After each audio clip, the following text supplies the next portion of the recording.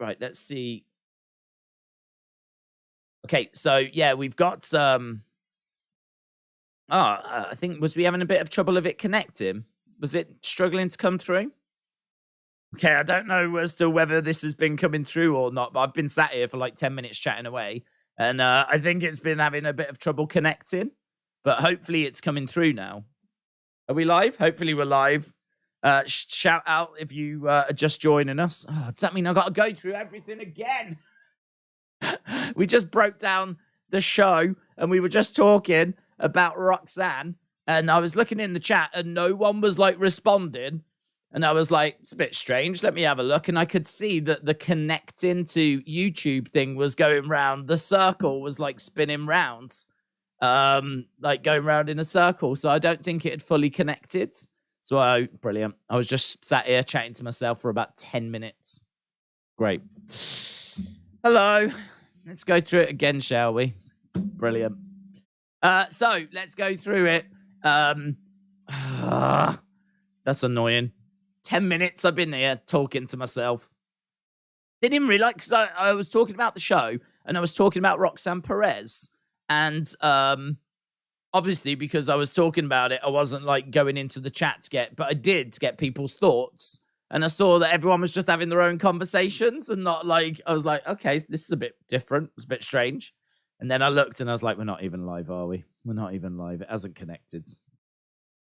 It's a little issue with YouTube that has caught me out before, but it's one of those whereby when you press go live, you get this like little connecting thing, and then it goes live. 9 times out of 10, you can press go live and just start streaming, and it will eventually connect and everything's fine. Sometimes that just gets stuck. Sometimes it just keeps going round in a circle, and it just doesn't seem to want to connect. So, like, sometimes you have to just, like, stop it, start it again, and it's caught me out in it. It's caught me out. Oh, YouTube! So, Roxanne Perez, what I was just saying was that the big news is that Roxanne has lost her women's championship. They've taken it off of her. Nothing about what happened last week still feels any different to me, right? I said it last week. I stand by it still this week. Not that it matters, but I don't believe that what we saw at the end of that show was real, because we've seen from incidents in the past, if ever there's going to be something happen that's unplanned, if there's an injury or something that's unplanned, we won't focus on it for too long. Like, we won't keep the cameras on it. So if something happens like that, then, we will go to the crowd, we will go to the commentators as they try to establish what is happening. You don't want to be showing a situation like that on TV because it's too unpredictable. Like, you don't want to be showing someone, passing away or something. Like, not that that's obviously what's happened, but, Blue Blazer, for example, you can go back to the 90s when things were even crazier back then. I mean, think of the Attitude Era and the stuff that was being shown on TV. Car crash TV, reality TV. It didn't seem like the boundaries were there that are there now. And so, there's no way. If she collapsed like that, we would not focus on her, put her on a stretcher, carry her to the ambulance, watch her get loaded into it. We would not do that because there would be, and also at one point, Shawn Michaels comes out and he's putting the mask on her face. They actually stop in the entranceway so that Shawn can faff around with her mask. Like, the whole thing screams work, and it screams it loud, right? So I gave it no thoughts after last week's stream. But the reason why we're talking about it is because it's resulted in her now being stripped of the women's title. So we got a message come out from Shawn. Shawn sent a tweet out, and shout out to James. James tagged me in this. Roxanne is trending right now. Shawn said, as of Friday morning, Roxanne Perez was discharged from hospital. After numerous tests, Roxanne's health was still in question. With Stand and Deliver in less than 3 weeks, I've got the obligation to announce we possibly have to crown a new NXT Women's Champion. Starting tonight, there'll be a series of qualifying matches. The winners advance to Stand and Deliver to become the NXT Women's Champ. And that's going to be a ladder match. So a ladder match at Stand and Deliver to crown a new NXT Women's Champion. Now, I'm confused about this because why didn't they just have Miko win? Like, if they knew that Roxanne needed to take some time off and step away, why did they have Roxanne still win? I mean, I'm guessing they want to just build her up and make her this, the biggest thing possible. And so it's amazing that they gave her the win and then wrote her off. Like, that's just not the normal thing. Normally, if someone needs to take some time off, you would put the belt on someone else. They would drop the title to someone else. I think the reason why they've done this is because they want to do the ladder match. And so if you put the belt on Miko, it makes it a little more difficult. This way, you can protect Roxanne. She doesn't take a loss. She actually gets a big, impressive win over Miko. Miko is someone that I'm guessing doesn't have a visa to stay in the US for very long, so she's not going to be your long-term option for a women's champion. So maybe that's why we didn't go with Miko. And then it allows you to do the ladder match. So in that regard, I understand you can see it as a bit of a win-win-win-win-win type situation. So Roxanne gets a big win. She also gets time off. We also get to go to the ladder match. This is the direction we're going to go in. So, interesting. Certainly not the news that I was expecting today. I thought that she would be off for a week or so, and while she was away, we would find her challenger for Stand and Deliver. I thought that's what we were going to do. I didn't expect to see her this week. I thought they'd give it at least a week for her to sell what had happened last week. But for it to result in her actually being stripped means that there must be a niggling injury, or there must be some personal issues or something that's going on. So it's unexpected. It's quite exciting in regards to, like, we get to do some qualifying matches, we get a ladder match. I mean, all of that's pretty cool. But yeah, this is the big talking point. She's the big trend in the wrestling world. Conversation constantly moving forward. We had Bray about 24 hours ago. Now Roxanne Perez seems to be the topic of conversation. But maybe this wasn't planned. She might have concussion for the match or an injury from it, said James. I just don't believe it. I don't believe they would have. I mean, that's reckless. If she had the match and picked up an injury, why would we keep the cameras on her? Why would we keep the cameras on her when we don't know what the situation is? Like, they've come out, they're giving her oxygen, they're trying to establish what's wrong, they're trying to diagnose what's happened. She's, on a stretcher, they're taking her to the ambulance. Like, I really, really honestly do not believe that they would show that on TV. I just don't believe that they would want to show you this situation, which is not in their control. This is an entertainment show that is putting out scripted content, and this is a very real situation. This is a situation, as I say, that would not have been in their control. She could have started like having a fit or something. You are not going to want to show that on TV. If she collapses and she's unconscious, and you're not in control of that situation, she could start fitting, she could start doing anything. And like, you just would not want to be showing that on TV, and the fact that, like, they even stop in the entranceway and Shawn Michaels is like fixing the mask. Like, if she is needing to go to hospital, then you take her to hospital. You don't stop in the entranceway and have Shawn messing with the mask. I'm 100% certain this was. I'm 100%, and it's really rare for me to say that, but everything about it says that it was a work. Even now, there's not a question in my mind that it wasn't a work, but I just don't know why. I don't know why they did. I don't know what it is, or it was very unexpected. Very unexpected for them to now have to strip it off of her.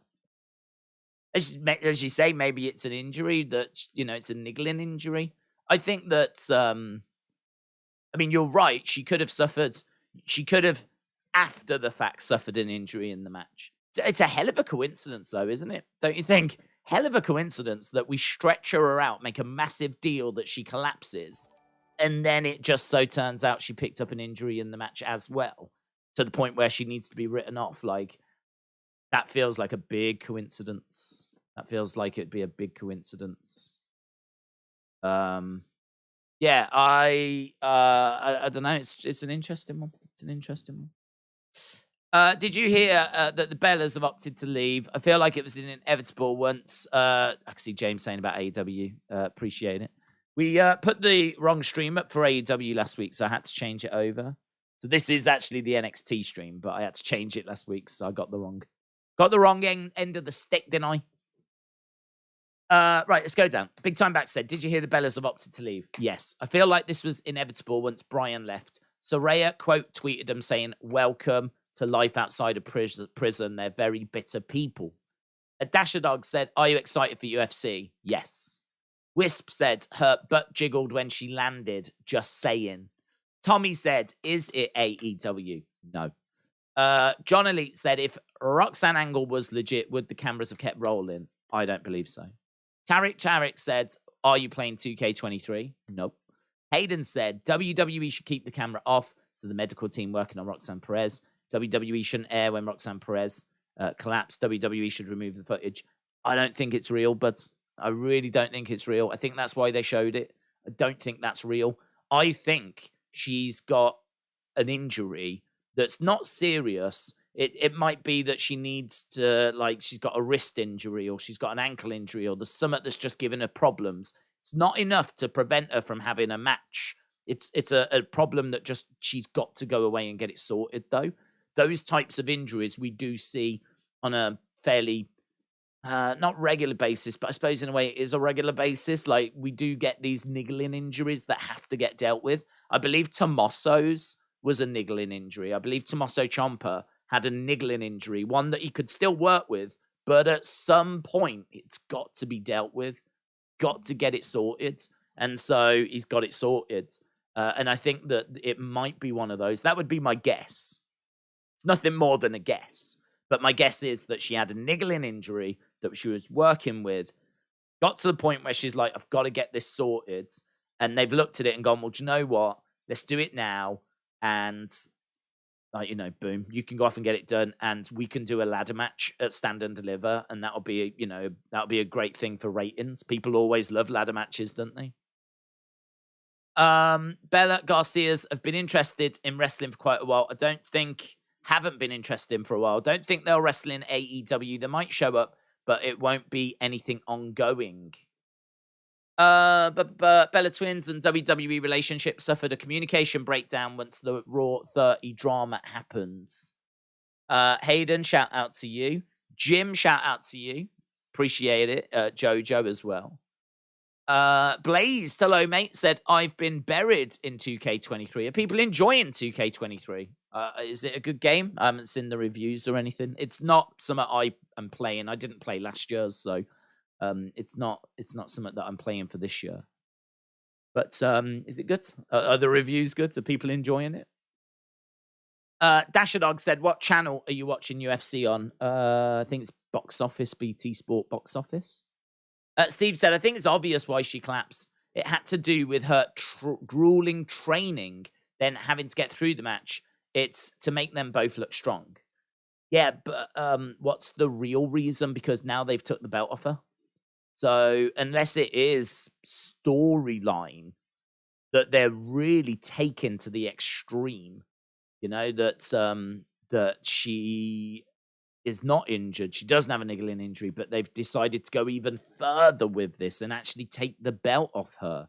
Which I just don't think you would do that, though. Like, you wouldn't do that. You wouldn't take the belt off Roxanne just for a story.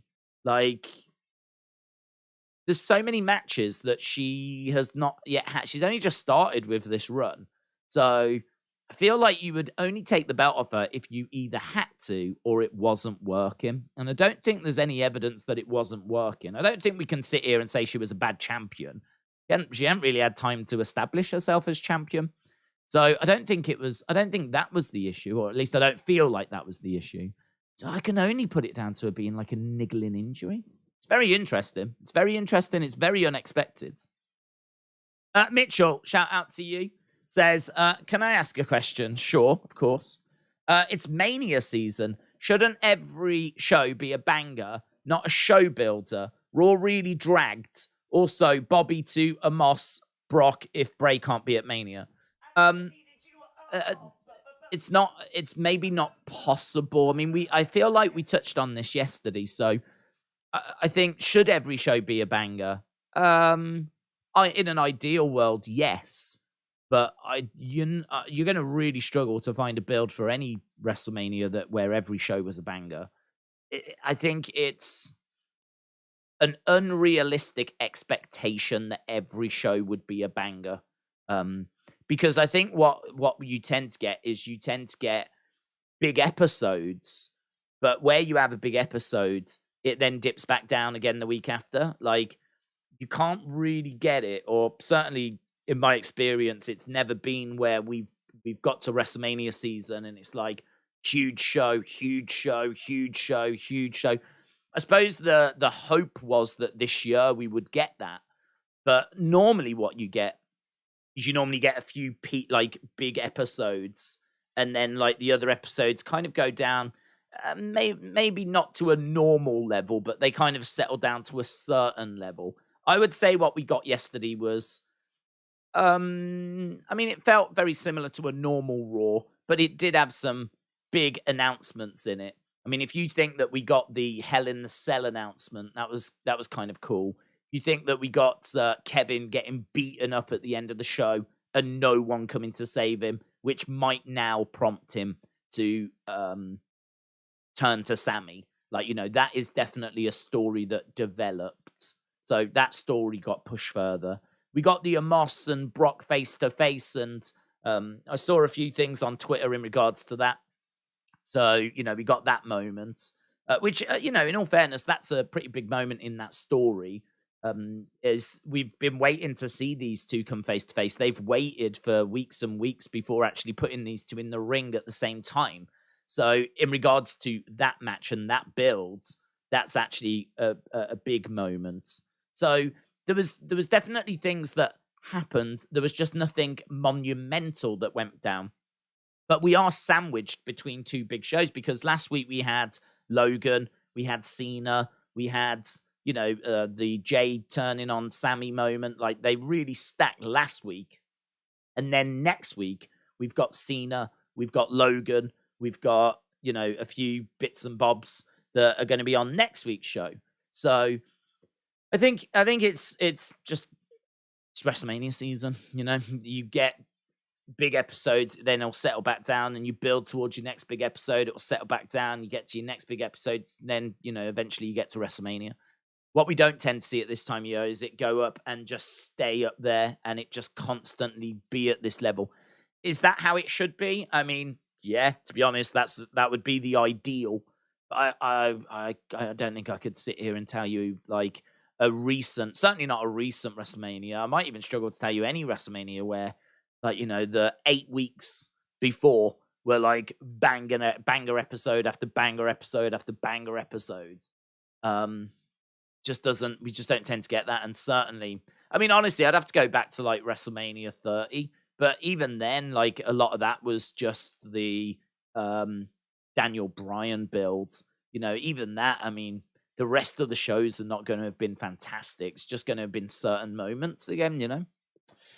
I think that one of the big problems with this year is, as we said yesterday, there's not enough stories. So you've got Logan and you've got Cena and you've got Roman and Bloodline and Sammy and all of that, and it's great, but you're going to still have to do an Asuka segment. And if the Asuka segment's going to be as bad as what yesterday's Asuka segment was, that's going to bring the show down. It's not going to do anything for the builds. It's going to bring the show down, and it's going to be a missed opportunity to tell a story. I mean, I really liked the Rey and Dominic interaction yesterday. I thought that was pretty good. I'd put that in the positives list as well.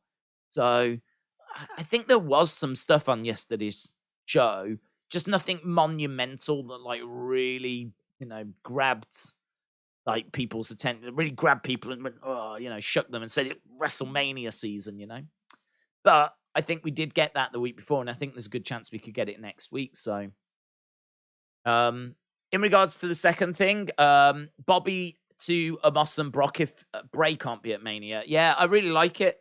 I'm not a fan of triple threats, as I said, because I very much appreciate that might be an unpopular opinion. It's not an opinion that I'm like really passionate about. It's just that if someone was to give me the option, I would always take a singles match over a triple threat.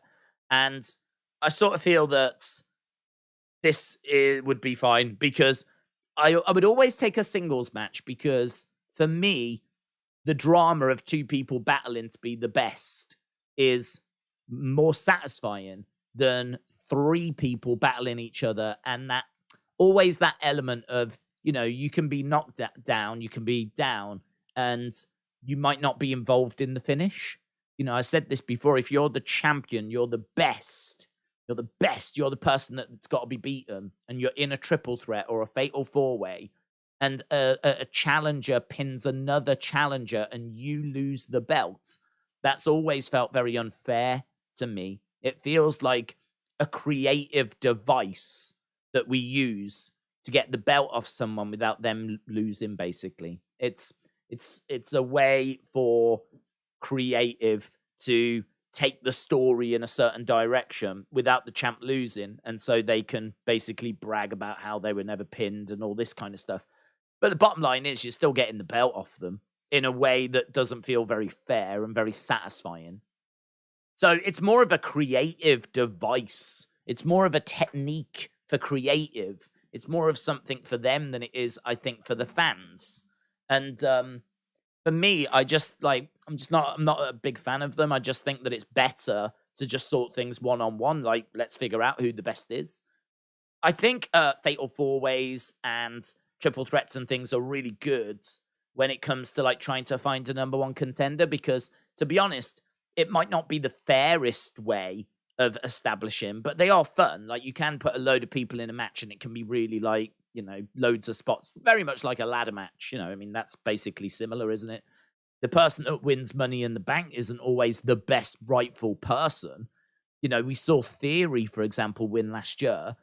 Theory, you could make an argument, was not the most talented person in that match. It wasn't the biggest or the strongest. He was just the luckiest. He was just in the right place at the right time. And I think fans don't mind that, because that element of, it could be anyone and you've got to have a bit of luck on your side. Fans don't mind, like wrestling fans don't mind. I don't like it so much when there's like a championship that's involved, because that sort of luck being on your side, I just don't think that should really count when it comes to the actual belts. But when it comes to Money in the Bank, or it comes to finding a number one contender, it's just, bit of fun, isn't it? Number one contender, if you lose that, I'm sure you'll get another opportunity at some point. If you lose the title, though, that feels a different level to me. So I'm not a massive fan of triple threats. This is why I wouldn't really do it for the Gunther Drew Sheamus thing, because I just sort of think, like, if Drew pins Sheamus and Gunther loses the title, that just seems like a really sad way for him to end this title reign. So I'm not a crazy fan of it. But saying that, this is where the asterisk comes in. To every rule, there's the exception. I have no problem doing it for Brock, Bobby, and Amos, because it goes back to what I just said. There's no title involved in that. It's just fun. You're just putting a load of people in a ring. The result doesn't really matter. Do you know what I mean? If Brock beats Amos, fine. If Amos beats Brock, fine. If Bobby beats Amos, whatever. If, the result doesn't really matter. And what you're doing is you're just putting in three big guys into the ring at the same time. Sort it out, right? Is there luck involved? Absolutely. But with a match like that, it doesn't really matter.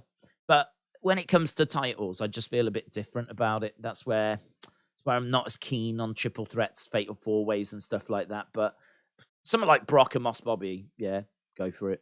So I don't have an issue with it. It doesn't bother me in the slightest. And as I said, what I just said about triple threats may be unpopular, may be like out of line with many people watching. Could be like loads of people watching. Oh, no, don't agree with that at all, and that's absolutely fine. It's just how I feel about it after, like, seeing so many of them and seeing that used as a way of getting the belt off someone without hurting them. It just feels like it's used for that reason rather than for giving us the best match possible. It's not about the best match possible. It's about how do I get the belt off this person without them losing, and it's more a creative technique than anything else. Blaze Radio said 2K23 is very much like 2K22, but they've just added war games and some other stuff. It's a very similar game. James said, I played it for a good little bit. What I've played so far is pretty much like 2K22. I think we're going to see a lot of wrestlers leaving WWE this year due to a potential sale with Saudi, says Corvids. Matt said she clearly caught her own fall. It's a work for sure. Just talking about the Roxanne situation. Hayden said Daze Sunny is in hospital. She's not got a phone. That's what Sunny's dad said. I did see that tweet, yes. So thoughts with Sunny at this time. It's good news that we know where she is and she's safe and well, and, like, that's great. So, yeah, I must admit I was very relieved to get that update. So even though she is, I believe, in hospital, we obviously wish her all the very best with her recovery, and she makes a full recovery soon. It's great that we know where she is. That was the big concern. Just didn't know where she had gone. Didn't know where she had gone. Obviously didn't know. Like, apparently she wasn't at her place, and yeah, great news. So thoughts very, very much with her this evening. Very much with her. Big Time Baxter said, did you think that the Raw roster has gotten stale and boring? No draft since 2021. Very few engaging characters or matchups that lack intrigue. Do I think it's got stale and boring? Do I think it's stale and boring? I don't think so. Well, yes and no. I think it is stale and boring in certain areas, but I think that's because we just keep doing the same things. I mean, there's no reason for Edge and Judgment Day to have gone on as long as what it's gone on. This thing has gone on for so long. I feel like Edge started it after last year's WrestleMania, because wasn't it WrestleMania last year where Edge had Damian Priest help him beat AJ Styles? So all of a sudden we had Edge and Damian, and that started Judgment Day. And then we brought in Rhea, and then obviously later in the year we got the turn. And so I feel, and I know Edge has had to step away for a while, but I feel like this has been going on for 12 months, which, I mean, it's really hard. Even with Edge going away for a while, it's really hard to make a story go for 12 months that you're going to really invest in and really care about.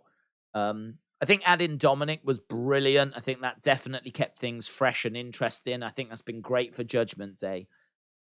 I just, you look at the potential matches that Edge could be having, that Judgment Day could be having, the kind of stories we could be telling. I just think we stuck with that for way too long. You could maybe make the argument that we did Damage Control. I mean, you could make the argument that Damage Control just have not worked. I think it's difficult where EO doesn't speak English. So it sort of means that we're struggling to kind of really get introduced to her and really know much about her.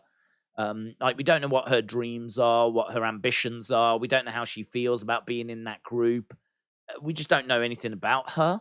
And I think Dakota's been okay, but I don't think she's done like an amazing job, knocked it out the park, killed it type situation, That group just doesn't feel quite right to me. And so, I mean, it's hard to know what you would do different. I think there's definitely limitations with EO. But I think, like, maybe we should have done some sit-down interviews. Maybe we should have, like, really been introduced to these people. Maybe we could have fleshed them out a little bit more. but like it just felt that Damage Control got introduced, and I think even Bailey made the comment of saying that we've not been able to take a breath from the moment that we debuted to like get in towards the end of 2022 or even early 2023. It's been go, go, go, go, go, go, go, go, go. I mean, they have just been on shows. They've been in, winning titles, tag titles. They've been going to Saudi. They've been in. Do you know what I mean? It's been like pretty nonstop. There hasn't been time for them to like bed in. It's just, we've got to build to Survivor Series. Go, go, go, go, go. And so I think there's a whole plethora of different things that you would look at. And obviously, we're looking in retrospect here. We're looking back, and that's a very easy thing to do. To being creative at the time, coming up with all these ideas and trying to get everything fitted into a show and give everyone an engaging feud, it's a very difficult thing to do. A very, very difficult thing to do. So I don't know that I could sit here and say that it is the fault of a draft. I don't know if by mixing up I mean, you mix up the rosters, you're going to bring up some fresh new matchups and whatever. But I look at Damage Control that haven't been introduced properly. And I look at Edge, who's been stuck in a year-long feud with Judgment Day. And I look at Amos, who, should be this giant who we're trying to make... they're really trying right now to make him this destructive force, right? They're trying to make him like this guy that's, Brock's scared of. But, I mean, this is not long after he's just been involved in a feud with Braun Strowman where Braun Strowman beat him. You know what I mean? Like, imagine if Andre the Giant had been involved in a feud with, I don't know, Big John Studd or whoever, and had come off, like, a loss and had lost, and we'd seen him get slammed. I mean, I seem to remember Braun had Amos in a power slam. I seem to remember Braun doing some big power moves to Amos, right? So could you imagine if, like, Big John Studd had done that to Andre, and then we had to try and build Andre as a monster before he faced Hogan at WrestleMania 3? Like, that doesn't make any sense. Like, why would you do that? Why would you... And we know that this... part of the problem is we know this wasn't the plan. The plan was Brock and Bray. So when they were doing the Amos Braun story, they weren't thinking, oh, we need to protect this guy because he's going to be facing Brock at WrestleMania. They weren't thinking that. So sadly, you've already kind of diminished your giant. You've already kind of taken some of the aura away from your giant in that feud that he had with Braun. Whereas now you've got to try and find a way of building that aura back up again because lo and behold, now he's going to WrestleMania and he's taking on Brock because of the way that the cards have fallen. So some of it is circumstance, some of it is bad luck, some of it is just unfortunate, some of it is, I'm sorry to say, just bad creative, which, I don't think that's disrespectful. I mean, even if I was doing creative, I've no doubt I would drop the ball many times. Many times. I'm sure many of you out there would think I'd drop the ball on absolutely everything. So I'm certainly not saying that, I could have done a better job, but I'm certainly not saying that. But what I'm saying is that I think we do have to point to certain things and say that build could have been stronger. They could have put more emphasis on character development there. Blah, blah, blah, blah, blah. I mean, it's very difficult because obviously Vince is perceived to be a bit out of touch. And then you've got Triple H who's just, took over the job. And so he's like, my God, what a whirlwind that must have been. He's having to think about who do I want to bring back? What do I want my rosters to look like? Who do I want to push? Who do I need new gimmicks? I mean, he is evaluating everything. Whilst, like his wife is now the co-CEO at the time. And like, imagine what their lives must have been like. It must have been horrific. Must have been such a whirlwind. And all of a sudden, Vince is gone. And you've got the whole weight of the company on your shoulders. Everyone is looking at you. It must have been exciting, but equally, like, must have been very full on. And so I can understand the some of the details slipping through the cracks, So, yeah, to answer your question, do I think it's stale? I think that some of the feuds are stale. I think that you could have done a draft. I understand, that would be a big thing. And I could understand them waiting, to be honest. But I just think that there's a lot. I don't think it's as simple as going, it's that. That's the problem. I think you can look at each individual feuds. You can look at each individual performer and you can say they need a bit more of that. They need a little bit less of that. They need a different opponent. They needed this result to not go that way. Like in a Moss's case, a Moss needed to destroy Braun. He needed to beat Braun. And he needed Braun to be trying to slam him and for Braun to not be able to do it. You would need Braun to, struggle. And then that sets him up beautifully for Brock. But that's not the story that we told because this isn't the situation we thought we would be in. So there's quite a few things going on here. The Beach Kevin, shout out to you, my friends. I saw your super chat a little while ago. I am getting to it. With Bray possibly not available, why can't we do Bobby LA night? Looks like they both need a WrestleMania match. We can do that match. It would be heel versus heel, I believe, at the moment, which I don't know how much of an issue that would be. I think they've got something planned for LA night anyway. I don't know if you saw, but he was talking to Miz in the background of a WWE exclusive video. It seems like he is still petitioning to try and get onto the WrestleMania cards. He cut a promo not long ago saying, I'm not going to have a WrestleMania moment. WrestleMania needs an LA Knight moment.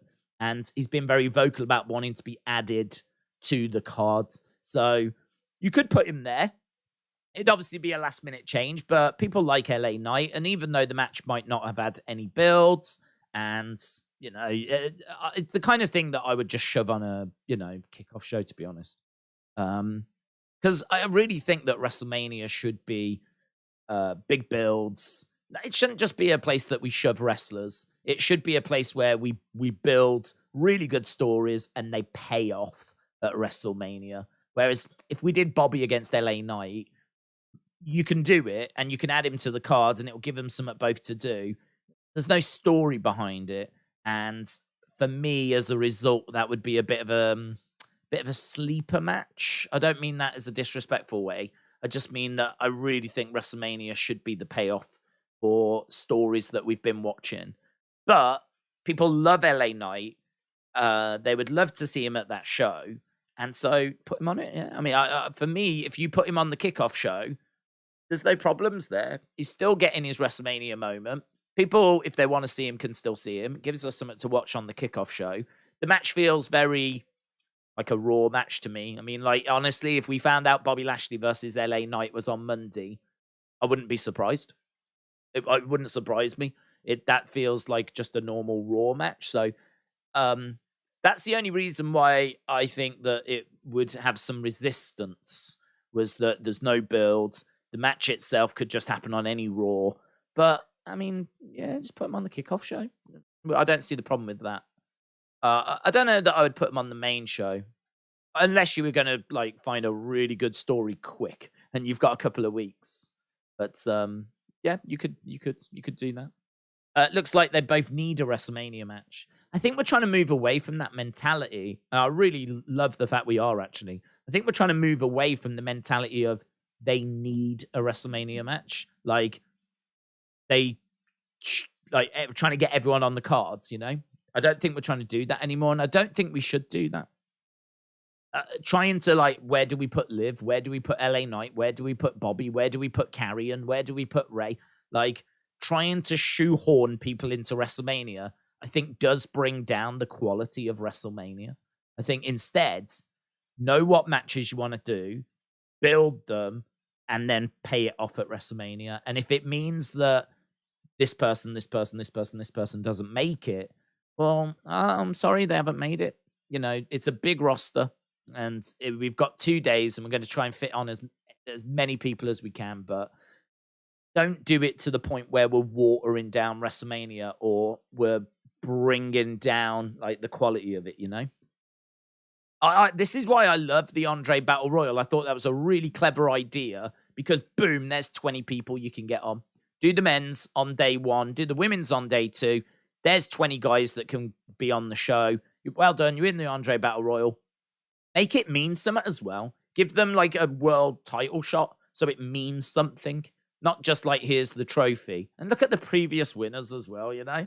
Some of the previous winners are like real low carders. Have it like be some decent names that win that then get a title opportunity. And all of a sudden that's a much more valuable match to be a part of, you know? So I would look to get people on it that way. But yeah, honestly, I mean, I really like LA Knight. I wouldn't mind him going up against Bobby. Right, we are starting with NXT, and we are going over to Johnny Gargano. LA Knight is a talker, not any kind of stand out of a wrestler, says Corvids. LA Dort Knight said, LA Knight is a star. He would be a great Intercontinental champion back in the 90s. Right, Johnny Gargano is in the house. He bleeds for this company. He bleeds for this industry. So, we've debated a few different topics and spoke about a few different things. Bottom line is, this should be a pretty fun show for NXT because, as we said, Roxanne has been stripped of the Women's Championship. We don't know why. But we're starting with Johnny Gargano, and we got Johnny Wrestling chants.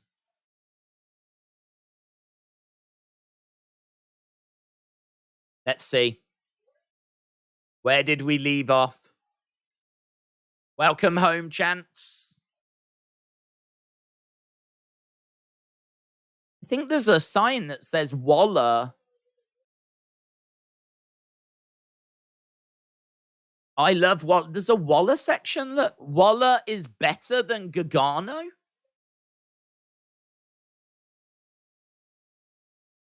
Waller is better than Gargano. Apparently, there's rumors that they've been planting some people in the crowd to boo Bron Breakker. And I don't know why you would do that, but apparently they've been planting them. Maybe that's not true, and that's just the narrative that NXT want to spin. But why would you... If these are planted, I don't know if they are or if they're not, but that's either a Waller fan group or they've put them there. Because those are big signs for Waller. Perhaps it's Waller's friends and family.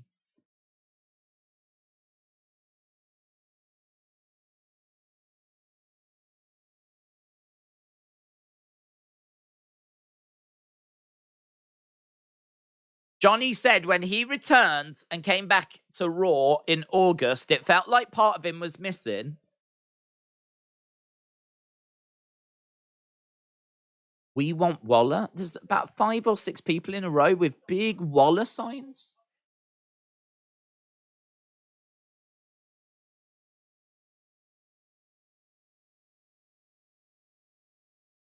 Johnny says he respects what Waller did to him, laid him out.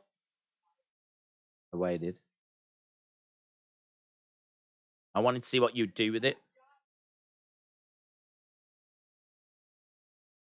The last guy that took me out was Tommaso Ciampa.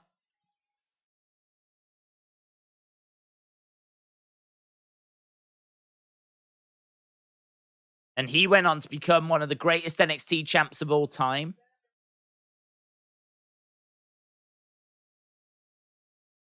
So what did you do? You had 2 chances. And you failed.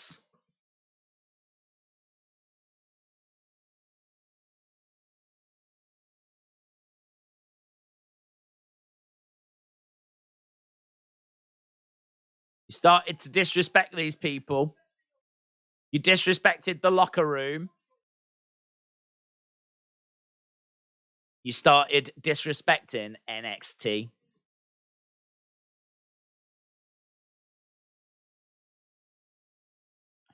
$15 months. Whatever brand I'm on, NXT is my home. James said Pacquiao is in talks to fight Conor Benn in June. Oh, that's interesting. Austin said Gargano's got to comb that hair. Sounds like a new song for the summer. I gotta comb that hair. I gotta comb that hair. I could see you releasing that. Oh, hello. What's this? Grayson's at Johnny's house. Oh, is he in his house? In your house? NXT in your house? Grayson's live in Johnny's house. Johnny leaves the ring. That's good. How far away does he live? We'll find out, won't we? We'll find out how far away Johnny lives from the Performance Center. By how quickly he can get back home.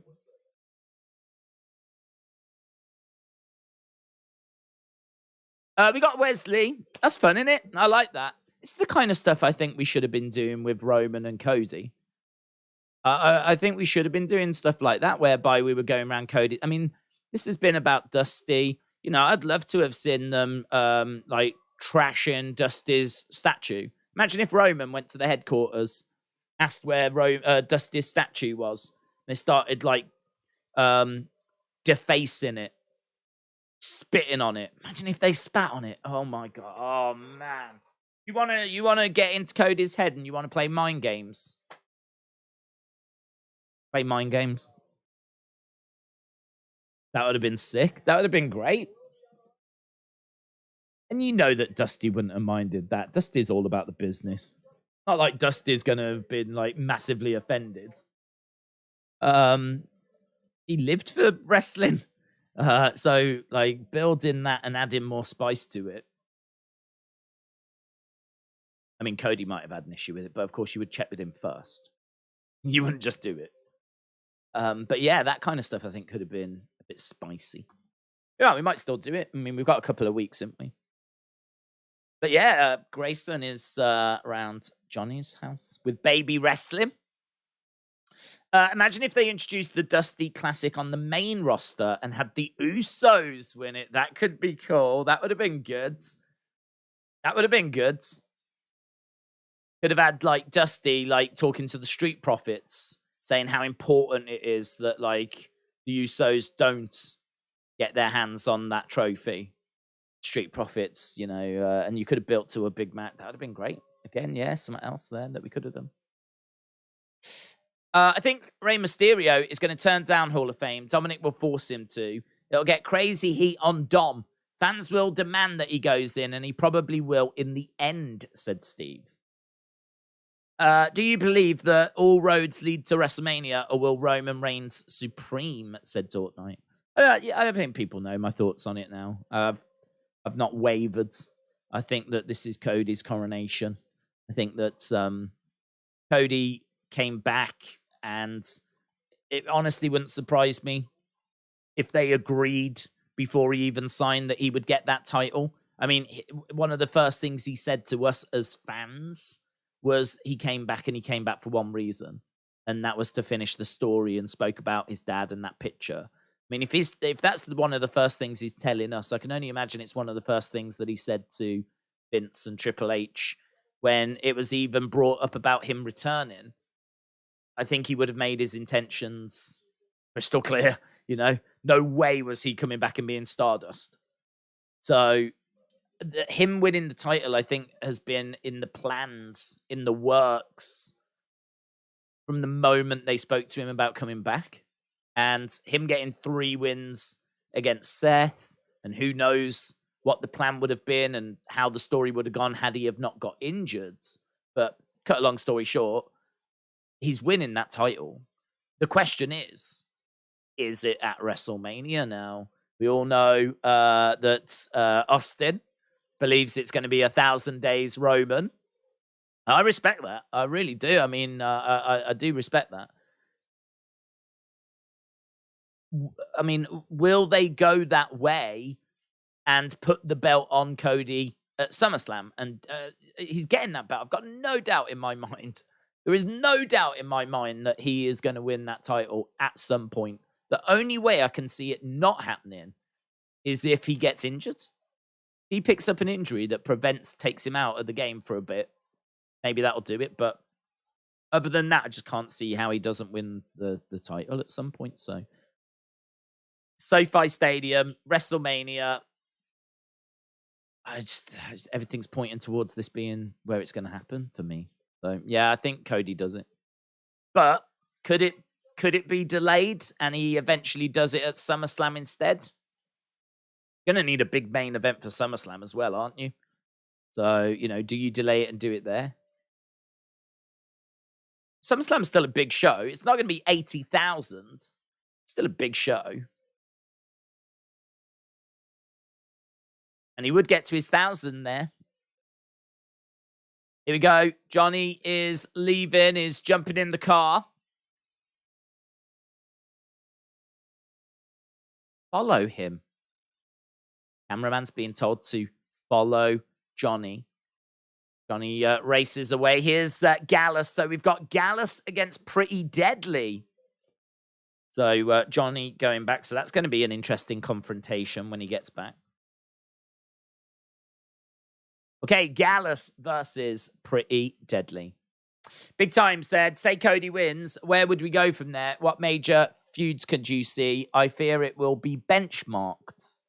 It'll be benchmarked against Roman, of course it will. And Roman's going to be a real difficult act to follow. But to be honest, I think that it will be benchmarked. Whoever wins after Roman will be compared to Roman and Roman's title reign. But to be honest, I think we'll go to a different kind of era. I don't know that Cody would hold both belts for very long. So, we could go to having two champions. Because I don't think any one person is going to be able to copy and do what Roman just did. So you're right. It is going to be tricky. In regards to who can face him, I mean, God, there's so many great matches. I mean, Finn Balor against Cody Rhodes for the title, and Cody having to worry about Judgment Day. I mean, that's going to be fantastic. Obviously, you could always turn to Gunther, but I just wouldn't do that quickly. I would wait and hold that off. You could always do Bobby. I mean, Bobby is big and strong, and that would provide an interesting challenge for Cody because, I mean, Roman's big and he's strong, but Bobby is a different level. And so that's something different, So, yeah, I mean, there's a few challenges that just spring to mind. But what's great is that the heels have not had much opportunity to kind of go after the belts because Roman's had the belts for so long, So now it means that the heels are all going to get opportunity to kind of step into that main event picture. Mitchell said, what is it with wrestlers having no home security? At this point, if you're going to be in WWE, you should ask for home security in your contract. Good point. Maybe Grayson Waller knows how to get round home security. Perhaps he used to work as a home security installer or something, and he's got like a master code. Who knows? It's different, though. I mean, like, I really don't mind it. It's not something that we should do on a regular basis, but I must admit it's not something we tend to see on a regular basis where we go round people's homes. I don't mind it. I remember, I think Seth was maybe the last time I saw it last year. Was it last year? The year before, him and Edge? He broke into Edge's home. I don't think I've seen it since then. We're underway with this tag match. Let's try and blast down through some of these comments. Randy Orton had spine fusion surgery on his lumbar, which may mean that he's done wrestling. It usually does with that sort of fusion, and Riddle is gone for drugs, says Corvids. Riddle isn't injured. No. I would expect him back soon. I mean, obviously, we don't know how he's doing with his rehab, but I would hope that he would come back soon. I mean, it was meant to be 8 weeks. That's what they said. And it's been, I think it was November. I mean, it's been much longer than that. Much longer. And clearly, they've got no plans for him for WrestleMania. So, unless he's going to come back at Mania, we could be just waiting and maybe bringing him back for Raw after Mania. They better have some good heel stories when Cody wins, said Johnny. But those Cody matches sound great, but I just don't know if they'll draw tickets for big pay-per-views. Well, I mean, that's going to be the challenge, isn't it? There's no way of really sitting here and saying if they will or they won't. I think you're going to have to just really build Cody up. Him beating Roman is definitely going to resonate around the wrestling world. Cody's got a decent name anyway because of everything he's achieved. And so, like, Finn Balor, I mean, like, if you was to do Finn Balor, maybe you even bring back the Demon, you know? I mean, maybe you bring back Demon Balor and you do Demon Balor against Cody. I feel like that would get attention. And then you just obviously build in other people in the background that can then step in further down the road. I would imagine if he faces Finn, that's going to be him tied up for a little while. I reckon you get a couple of shows out of that.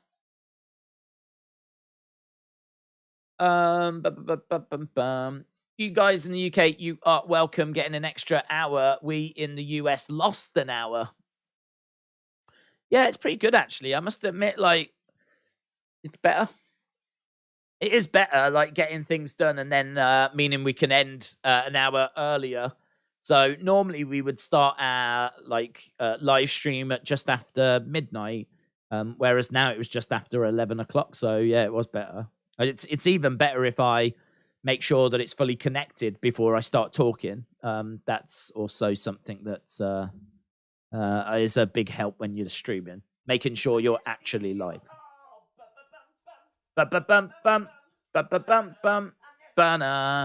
William, shout out to you, buds. William said, quick question. If people know you are naked from the waist down, would that change the topics in the chat? I don't think so. I think people know that I am anyway. So, right, I think people know that I am anyway. So, no, I don't think it would change anything. William, I hope you're well, buds. I hope you've had a good day. Matt said, Daze, I have my Ween UK sign ready for tomorrow. AEW, baby. Matt, shout out to you, dudes. Hope you have a great time at AEW. We've got the Bar Mitzvah thing, haven't we? Coming up, which is going to be fun. I mean, that looks like a good segment, actually, for MJF. So, yeah, you should be going to a good one. Steve said, I think they're piping in booze for Bron to get him used to it and see how he copes. You've got to remember, it's still developmental. He will face heel heat and he's still pretty green. It's interesting. I don't know. I don't know. Maybe. I mean, maybe it is like a test thing. I mean, I can't say I've ever seen them do that before. Don't know. Yeah, really weird. I mean, it could be a test. It could be how you're going to deal with this. But that's the sort of thing that I would wonder if you're going to do that, just do that in the performance center. Very hard to kind of replicate it, but you can do that. I mean, you can have Sean sat there with, like, you know, booing sounds, playing a tape, and get you to cut a promo and see, like, how you deal with it, rather than, like, bringing it onto the show. I feel like if you're bringing it onto the show, you are influencing people's reaction to Braun. So people will be picking up on it, and so it is actually impacting his presentation and his character. So it's having an impact, which if he was just doing it to test him and see how he responds to it, I can't say I've ever seen them do that before. And it's I mean, we've done watch-alongs where we've actually commented on it and saying, wow, they really don't like him at the moment, like, and we've theorized as to why, and it's kind of shaped our conversation, and as a result, our perception of Braun. And so I don't know. I just don't know if you would do that. It's a really interesting thought. It's a really interesting thought. It's not something that I can say I've ever seen them do before. I don't know. I think it might. If I was to guess, I would say that they're doing it because it's going to turn out that Grayson has paid people in the chat. So he's paid people in the chat to actually do it, and it's going to turn out to be storyline, and that it's turning out that Grayson has paid for this and has paid people to do this to try and throw Bron off. So that would be my guess. Looks like we just, thankfully, we've not hit any lag, but it looks like we do have some internet trouble in the area because we have just lost NXT. We were at commercial break. I think we are just back from commercial break. It is Gallus taking on Pretty Deadly. I can access it. Oh, tell you what, we've got some. Where are we? Have a little look. Yeah, some of these are not coming back with good. Looks like we're really lucky. Looks like we're on like a router. I've got 3 routers. 2 of them have gone down. 2 of them have gone down. Like fatal error. Really bad messages coming up. So, but the one that we're streaming on is absolutely fine, which is really good, of course. Okay. Technical difficulties. It's all right. We can get through. We can cope. We'll do this. We can do this. Cody and Gunther and Cody and AJ Styles for the title. Fire, fire, fire, said James. Yep, good shouts. Definitely down for seeing that. Good to get AJ back, actually. Hopefully when he comes back, we really get behind him.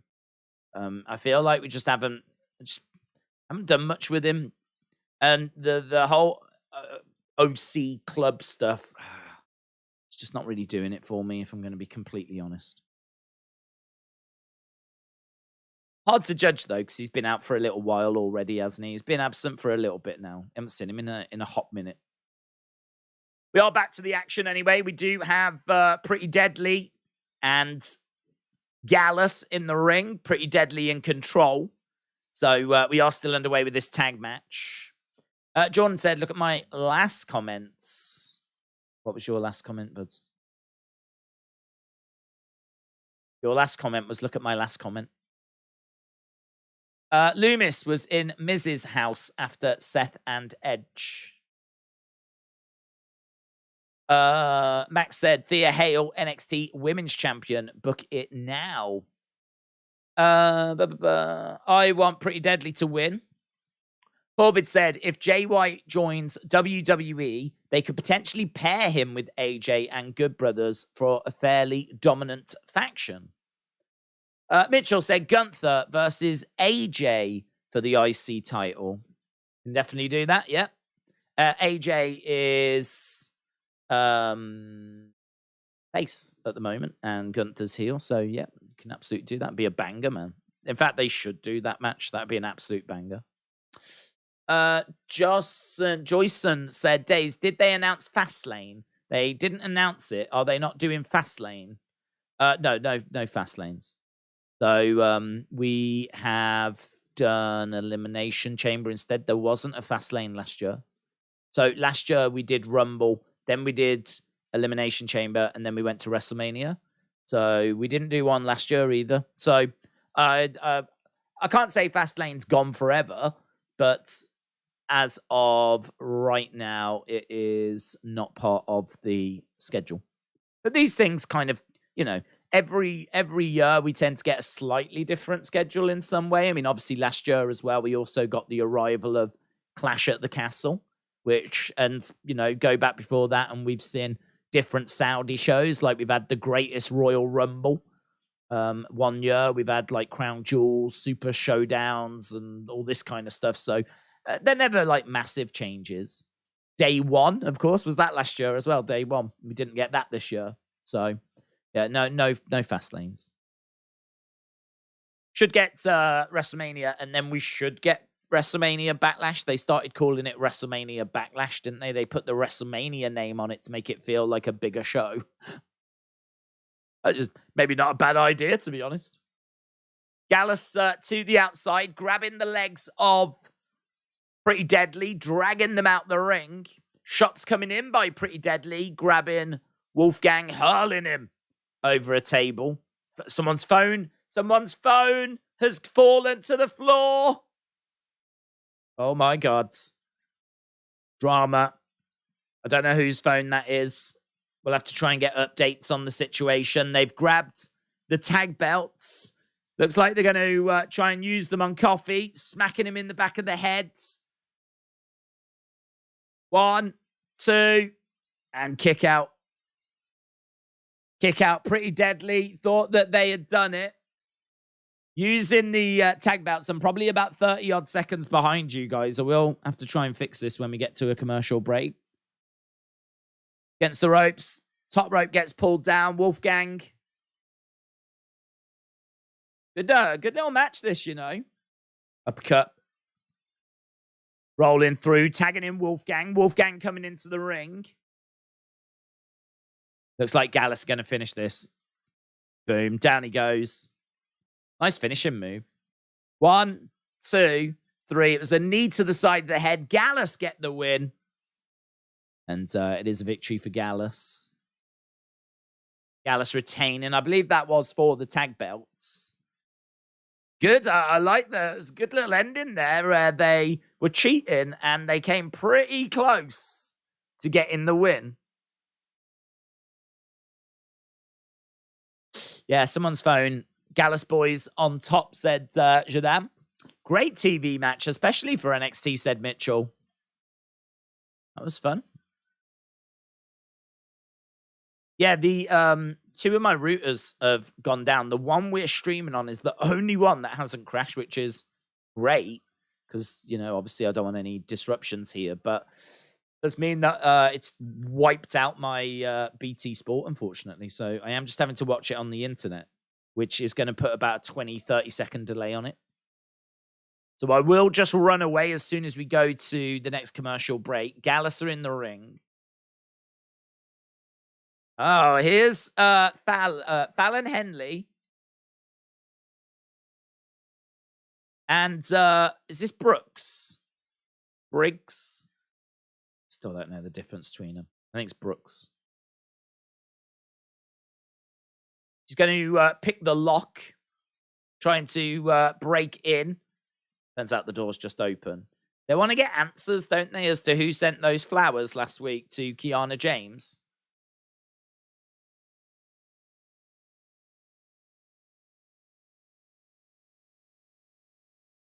Stand and deliver.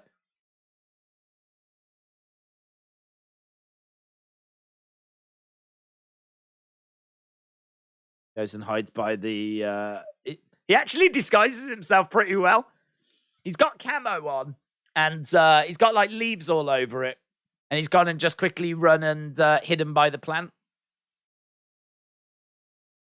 Kiana James apparently entering the women's tournament. Signed contract. She wants to become the women's champion. So much for being a team, says Fallon.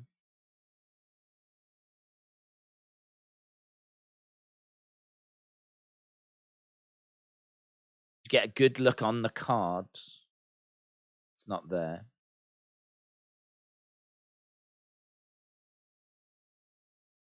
Okay.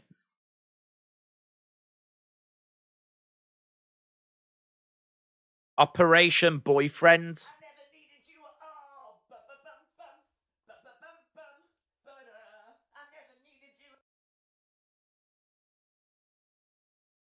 So she's got her diary, basically. She's reading her diary. Get Fallon to tag with me. Operation Boyfriend. Drinks with Sebastian. Dinner with Sebastian. Sebastian.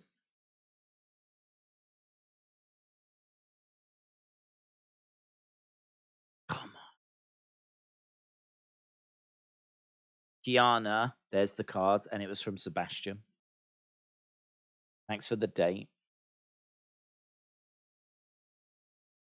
She's probably wrong again. She's probably wrong again, isn't she? This woman always jumps to conclusions. William said, why does no one talk about Sting versus RoboCop? I mean, I don't know that it's highly regarded, to be honest. Oh, Sean is reading his own tweets. Yeah, I don't know that it's a moment that I think I've got a Wrestle Cringe book, which is where they talk about some of the worst moments in wrestling history, and I'm fairly confident it features in there.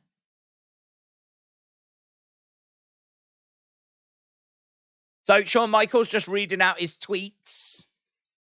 Sol Ruka time. Are we never? What's going on? Wrestling's normally about commercial breaks. I've been waiting for ages for a commercial break.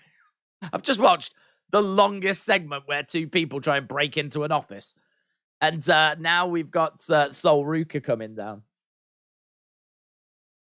Sol Ruka, I'm on the Soul Train, said Mitchell. Honestly, the tournament is probably a way to give Roxanne an opponent for Stand and Deliver without giving them a storyline. Nah, she's it's built into a ladder match at Stand and Deliver, so I don't believe. Okay, here we go. I don't believe she's actually going to be involved. Right, let me hit reset on the router. Give me a sec.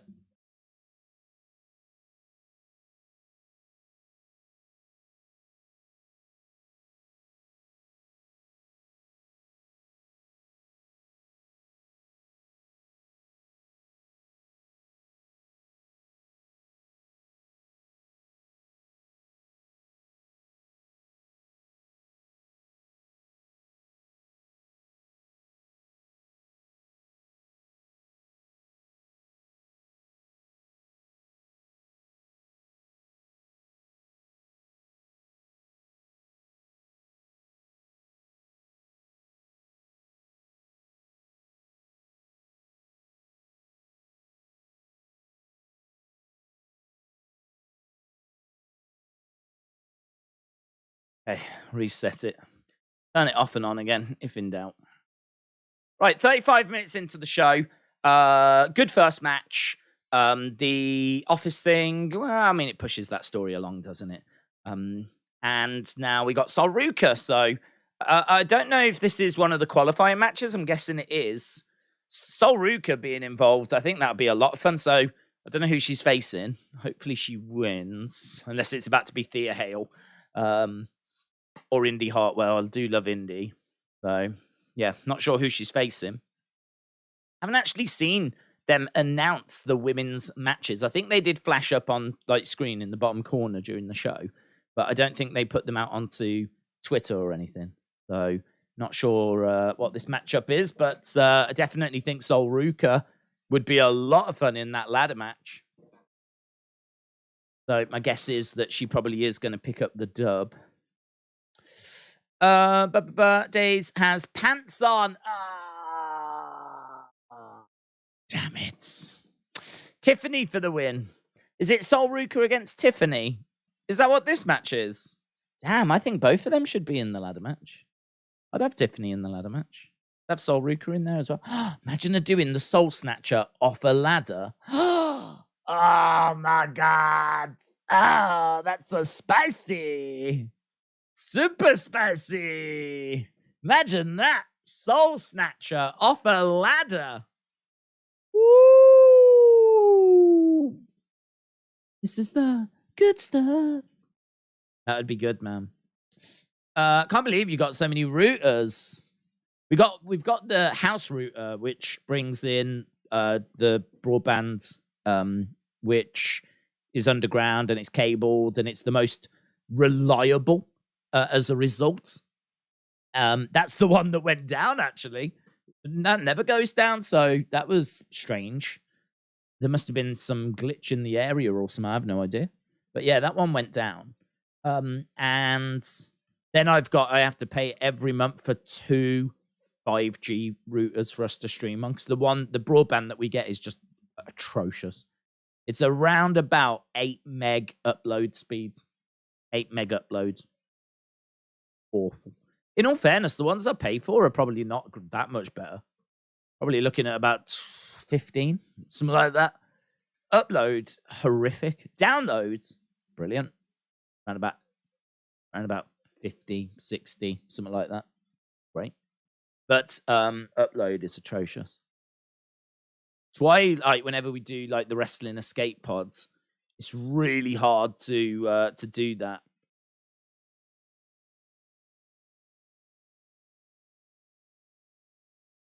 Oh, what's this?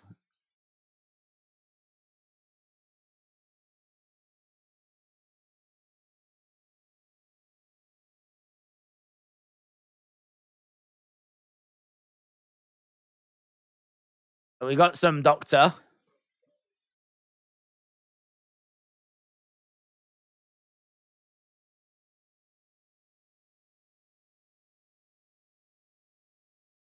They can't identify what caused Roxanne Perez.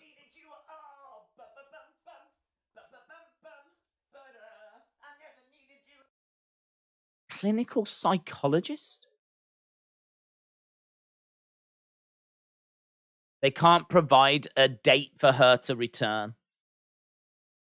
Well, I think Booker T failed her, to be honest. I think we took a young girl, 21 years old. We pushed her way too hard. And I think there's a lot of people that need to look at themselves in the mirror right now. That's what I think. Here's Zoe. Mitchell said, your chair talked a lot of beep whilst you was away. It's degrading. What kind of message are we setting for it? To be honest, I think that it will add to the stream if my chair had its own personality. So even though it may be degrading and controversial, we all know that controversy creates cash. And as a result, I see that as actually a success. So if it did cause offense, please feel free to tweet about it, make plenty of noise about it, and also include hashtag Wrestling Daze livestream. Thank you. They don't use doctors like that for legit injuries. No, listen, I'm going with it. Let's go with it. It's a legit injury, right? So let's deal with it as the legit injury it is. Let's not mess around anymore. It's a legit injury. So they should be absolutely ashamed of themselves because that young girl was not ready. She was not ready to be champion. They put way too much pressure on her, way too much workloads. She had to train extra hard. She was carrying the weight of the women's division. She's 21 years old. She wasn't able to do that, and she's collapsed. Shame on them. Shame on them. We need to call out Booker. We need to call out Sean. We need to call out anyone that's responsible for putting her in that position. Because now we've got to call in a psychiatrist to try and figure out what the flip's going on because the doctor can't establish what's gone wrong because all the numbers have come back and everything's looking all right. I know what it is. Pressure. Did I hear it right? Doctor's name is Dr. Pepper. That's right, Dr. Pepper. Dr. Zeus, I believe. Dr. Jones by the band Aqua. I believe it was that. Dr. Zeus. Dr. Pepper has got 23 tools. They don't give championships to people, then give them a vacation. No, I mean, look, I think there is a niggling injury or something that she has to go and deal with. I don't think when they put the belt on her, they would have been thinking, all right, we'll take it off you shortly down the road. I think that it's a case that there's a niggling injury and something that she's got to go away and have sorted. And we are just trying to find a way of explaining her absence. Zoe against Sol Ruka, that's where we are. Your chair injured, Roxanne.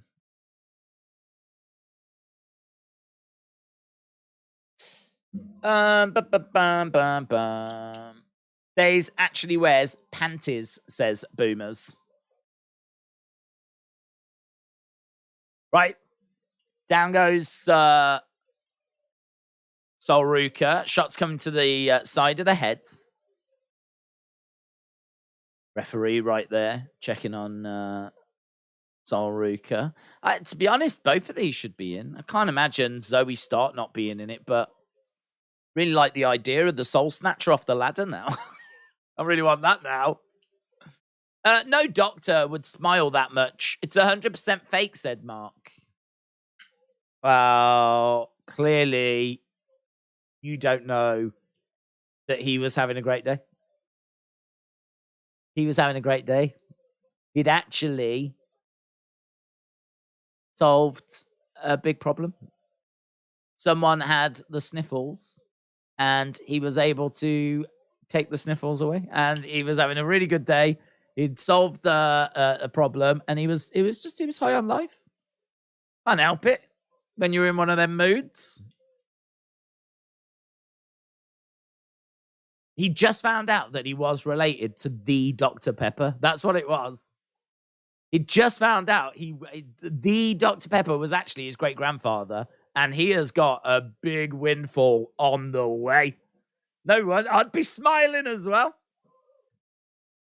I'd be like, Roxanne. Oh, yeah, it's awful. It's awful. She might never wrestle again. It's, her career's done. 21 years old. She is done, mate. She is done. I don't know what she's going to do. She'll have to work at Burger King. I ain't got a clue. But awful news. Awful.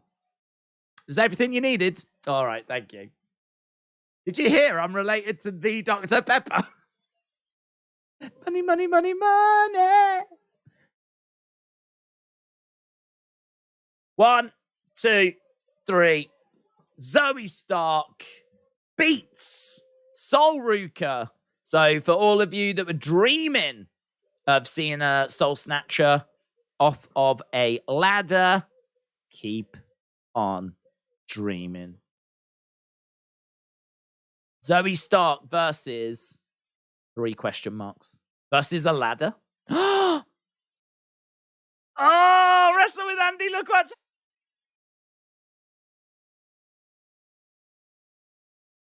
From my corner of darkness, my eyes scan across NXT to see a metaphorical, physical, and emotional masks, cloaking the ideals, faces, but my gaze is drawn to one man. Sincerely, Scripps. Sincerely, I sound like a robot for no reason. Doesn't make any sense because we all know who it is. That was a really bad computer sound. Sincerely, Scripps. Roxanne has Ligma. Roxanne has got out of there at the right time because look who's back, baby. Is Roxanne Scripps? Is Roxanne Scripps? Is that why she goes in one week and he comes back the other? Or she comes back the other? Oh! Scripps is retribution level bad, said James. James, how dare you? I can't believe you would say something so negative about me. I am Scripps. I have to hide my identity behind this mask because I am emotionally shattered. And so this mask is the only thing that keeps my emotions in check. Scripps is coming for you. Scripps is coming. I probably shouldn't say that. Scripps is here. I'm Scripps. I haven't seen RoboCop 2 and 3 in years, says LA Dot Night. Boomer said, fun fact, Daze actually told Roxanne Perez to drop down after the match and he'll pay her hush money. And she does go on. Tell you what, just stop this, would you, love? Yeah? I'll give you some money. That voice sounds like something you would hear in Mass Effect, said Draco. Just not enough women on this show. Scripps would agree. You sound like Paulie's robot in Rocky. You can do it, Rocky. I'm shaking in my boots, said James. Can't believe it. I want Wrestle with Andy's reaction. I want live dub A reaction. That's what I want. I should imagine he's fainted. I should imagine right now Wrestle with Andy's on the floor. Like, perhaps they told Roxanne last week that Scripps was coming back, and that's why she went. Are you all right? Yeah, I can't believe it. My favorite wrestler's coming back. Right now, I just imagine the exact same things happening with Wrestle with Andy. On the floor, they're having to give him oxygen. Shawn Michaels is there checking on him. They're carrying him out. We're going to hear from Dr. Pepper. Wisp said, does anyone else think most of the women have terrible names? Albafire, Isla Dawn, Ava Rain. They read like they just put names into an internet wrestling name generator. I don't know. I mean, like, I actually don't mind some of the names. Albafire.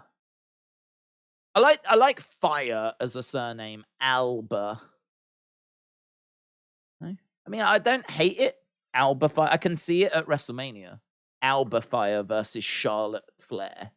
Alba Fire versus Becky. Let the Fire. Good images. Actually, don't mind. Really don't mind it. Ava Rain. I think they've just changed it to Ava now. I don't like Ava. Ava versus. Makes me think of. Wasn't there like? Who was the Eve? Was it Eva? Who did Wally have a crush on in the Disney film? Makes me think of that. Eva or something like this.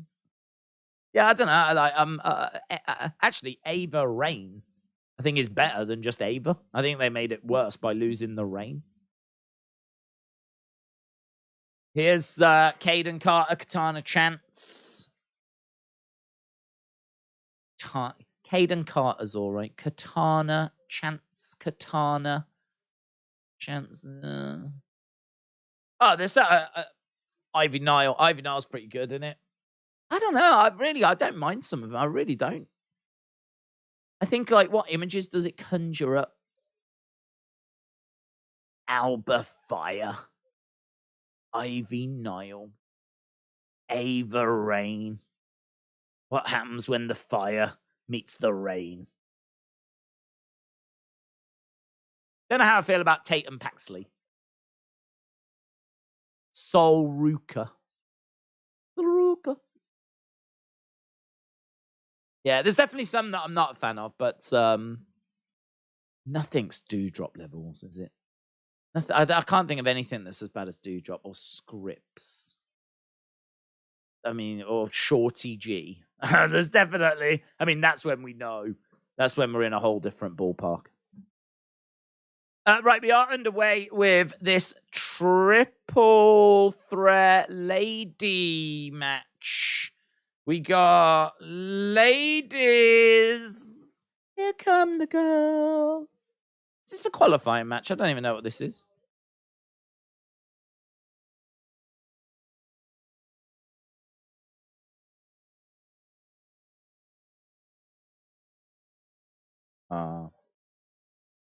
Right. Tatum going over to Katana. She gets rolled over. She's a powerlifter, isn't she? Old Tatum Paxley. Strong girl, man. Strong girl. I don't know that they've really shown that off too much, but she can lift. Like me, born for lifting. Born for lifting, baby. Rest with Andy said, I've just been resuscitated. Hang on, here we go.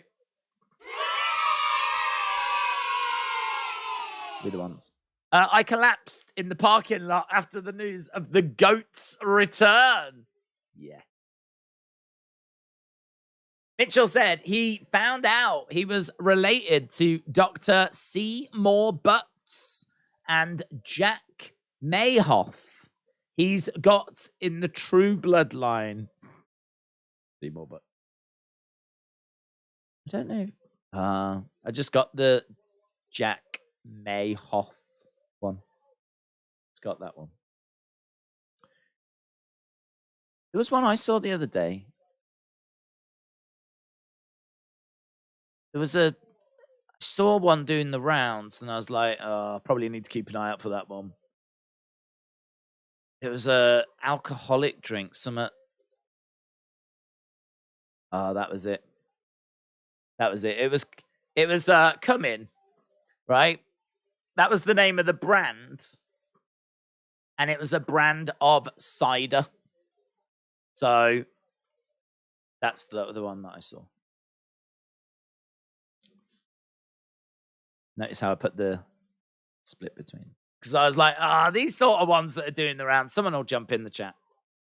Oh, have you tried this new drink? Tried this new drink? Nah. Daze, have you tried this new drink? Made by the company, it's called Come In. Have you tried it? Shut up. Ava versus Riho at Fight of the Fallen. The worst name of all time is Wrestling Daze, says Austin316. Shahil said, Daze, what do you make of Logan fighting Darren Till in a boxing match? Weird, to be honest. Just weird. Oh. Ivy went to tag Tatum. Oh my God. Tatum's walking away. She was upset last week because of the fact that Ivy was celebrating with the Creeds. Tatum feels like she's on the outs. She's walked off, man. She's walked off. She's done one. Oh my God. Oh, Tatum comes back and kicks Ivy Nile in the midsection. Grabs Ivy Nile, chucks her into the ring. Oh my God.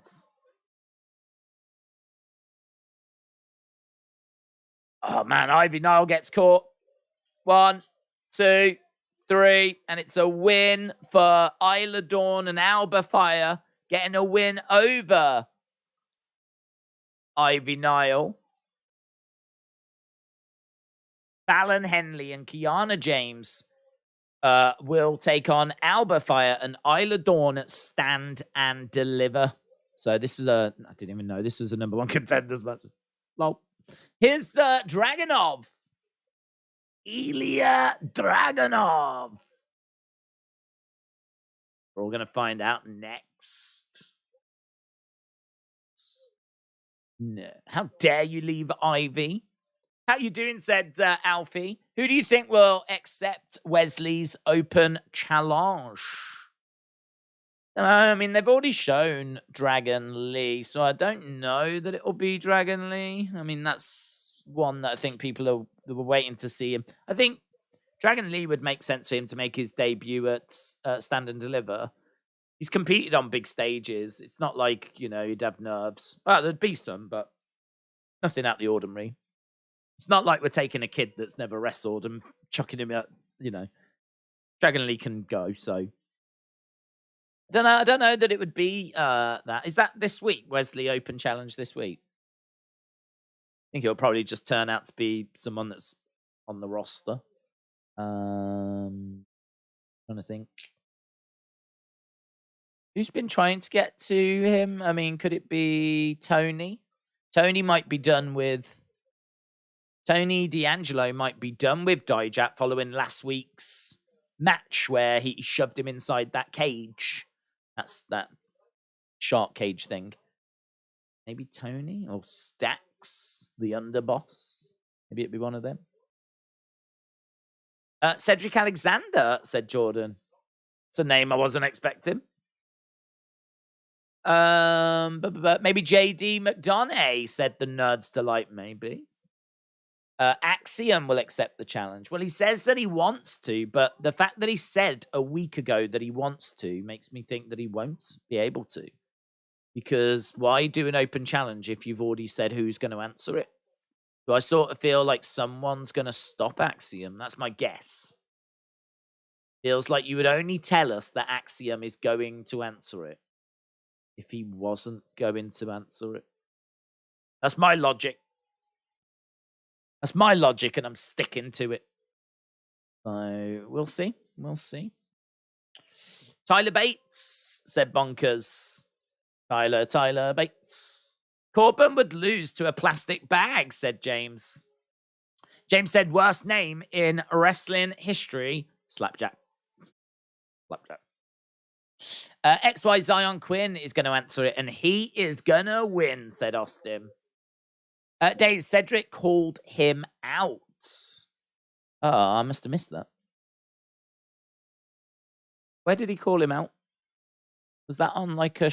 I don't remember seeing him on last week's show. Did he call him out somewhere? Did he call him out on Twitter? I can't recall seeing that.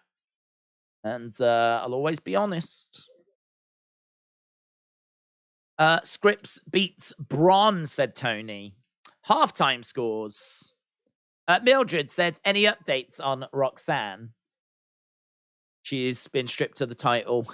And our thoughts are with her at the moment.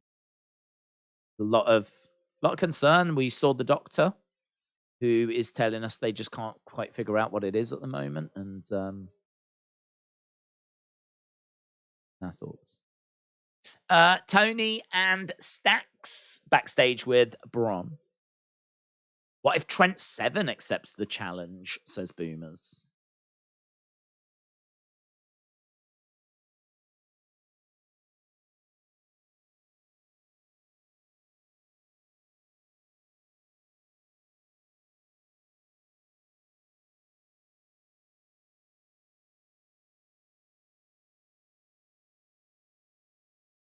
You've been watching too many movies.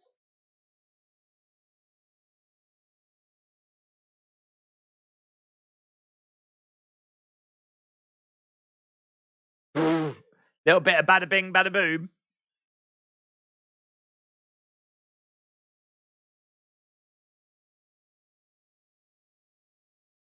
So they were offering to help Braun, and Braun was like, oh, we're going to make him sleep with the fishes. Bit of bada bing, bada boom. Tony was like, you've been watching too many movies, man.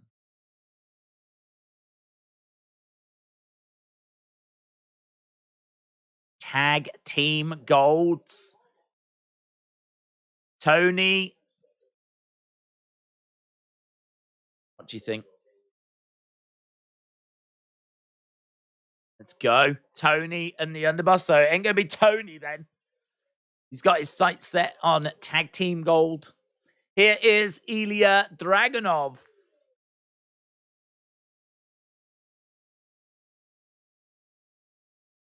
Difficult, isn't it? I mean, Ilya Dragunov is someone that was UK champ, NXT UK champ, had to lose that title due to injury.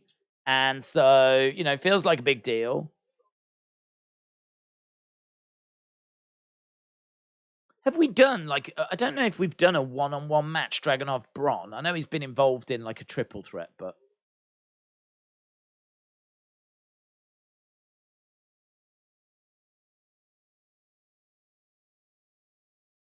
Ilya Dragunov.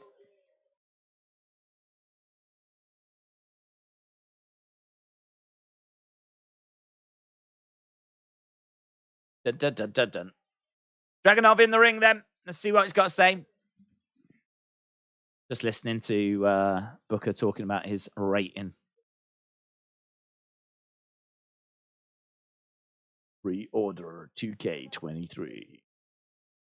Available Friday.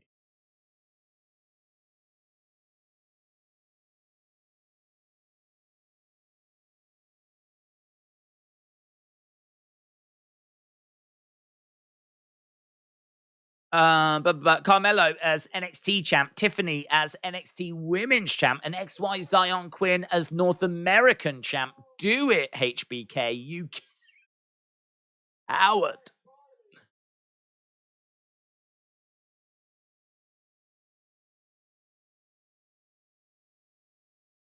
I need to rid myself of JD McDonough. Let's get rid of him. Here is JD McDonough. So Ilya Dragunov in the ring. Here's JD.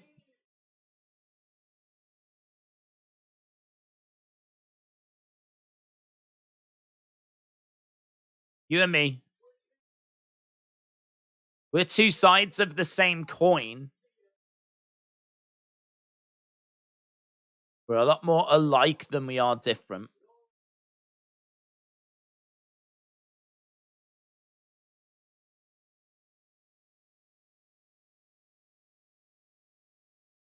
My obsession with you, you drove me out the UK. They're kind of stepping on each other's toes a little bit here.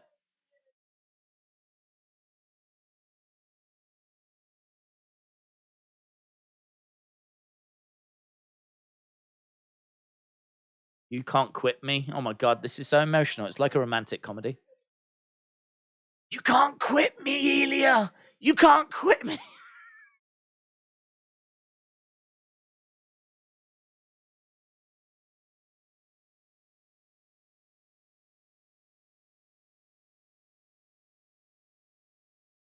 Pain makes me feel alive.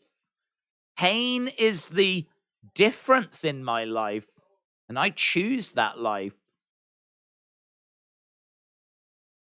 Choose a different life? Go on holiday?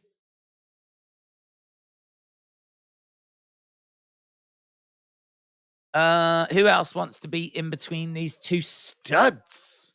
Said Hagen-Dazs. I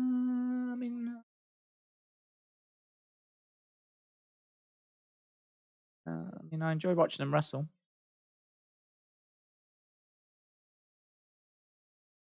I will never get tired of thinking up new ways to make you suffer. Not so much rom-com anymore. This'll end next week, said Elia. No more JD Madonna. I'm through with you. There will be nothing.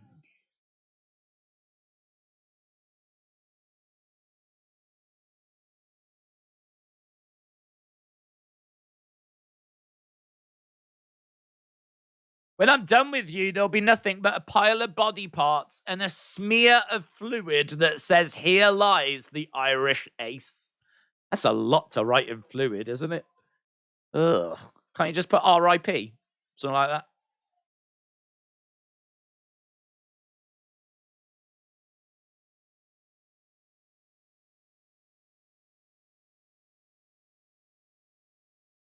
Right. Like a scalpel in my eye, this is going to be hard to watch. Oh. I think he went for a kiss. Right, we're seeing some shots and chops. I felt like JD was a little clunky at times. I think he kind of stepped in at the wrong points. Fumbled his words a little. I mean, nothing terrible, but I think Dragunov was the better promo there. Shots coming in. We're on the outside. They're brawling away. We're 6 minutes into hour 2. We will be doing halftime scores very soon. Tell your friends. Tell your neighbors. Right now, we're brawling in the backstage bit. It's going to throw him into a fire exit door. We go outside.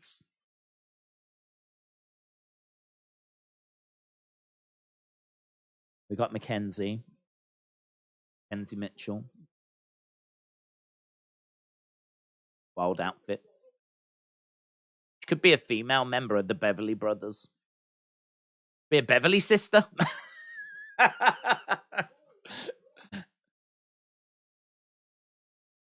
Joe, I will Gunther chop anyone who is not going to bed.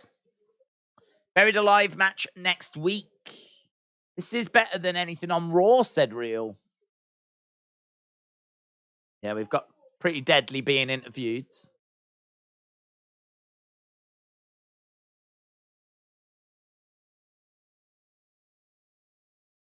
So Pretty Deadly said that they should be the hosts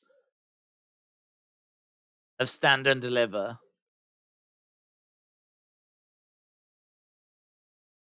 They want to go and be hosts. Here is Wes. There's Dragunov. Who is standing behind Wes? Who is that? That's Scripps again. Because wasn't he... Who's in the doorway? Who's in the background?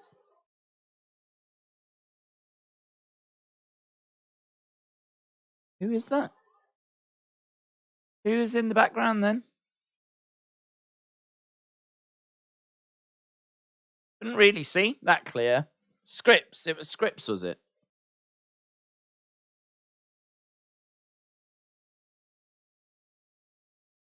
I don't know that it...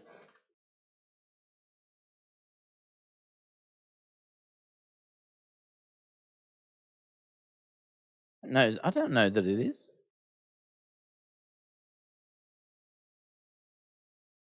It's hard because it's got like a fluorescent light, UV light in there.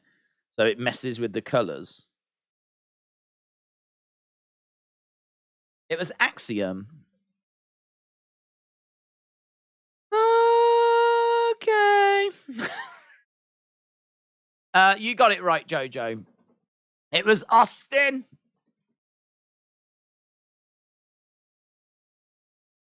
Jojo was a man who thought he was a loner. Oh man, I've got to empty this folder. Whenever I take screenshots, it saves it in this folder, but this folder is just absolutely rammed full of stuff. I need to... It makes finding images that I've just taken very difficult. Very difficult indeed. I was going to see if I could see who it was.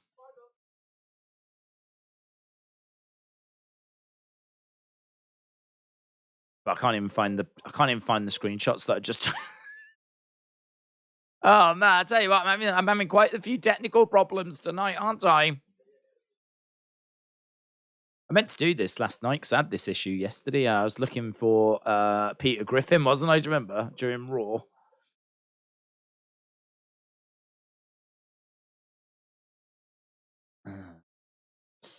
2 weeks away. It was Axiom. Probably the next challenger, says Corvids. It was Sin Cara. People are saying it's all different people. But any... Oh my god. I love that ad. We've got a good ad on at the moment.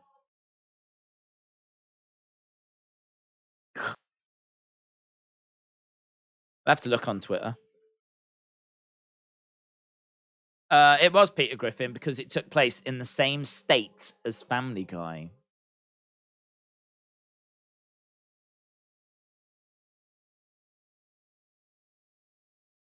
Right, let's scroll down. Let's see if someone... NXT Storage is the new parking lot. Wesley's challenge is next. No one's talking about it.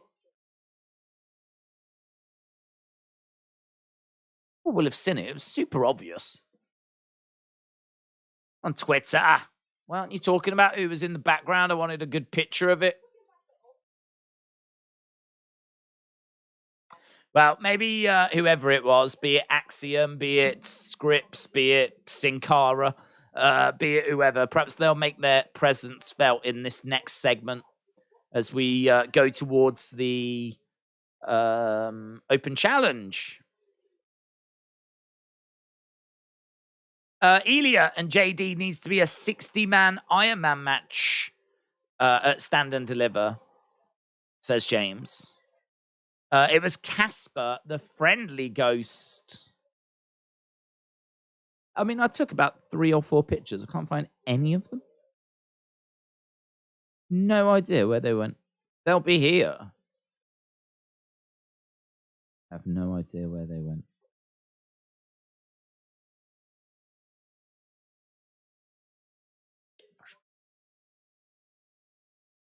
Right, we're going back to the show. Going back to the show. Going back to NXT. Oh, I found them. Oh my God, I found them. Stay calm, everyone.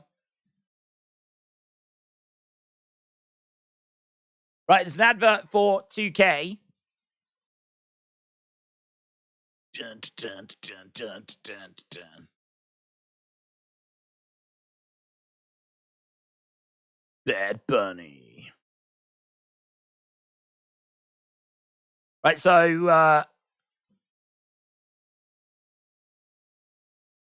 That is out on Friday. Although I believe that the deluxe edition is out now. That's part of the deluxe edition, isn't it?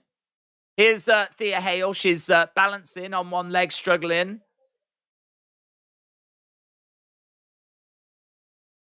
Tyler Bates being very zen these days, isn't he?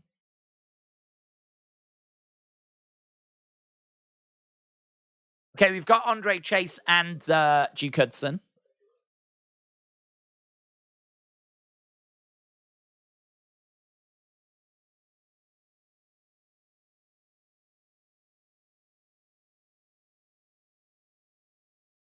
He says Chase U is more than what the record books say. Chase U is a feeling where people come to learn. This is where I found my purpose.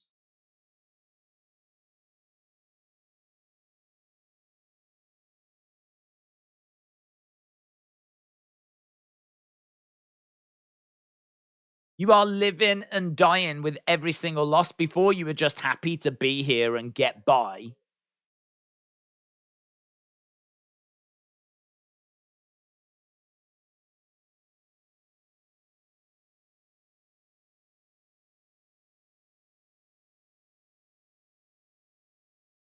Maybe Chase U. Maybe Chase U has done more for you than anything else in your life. That's so emotional.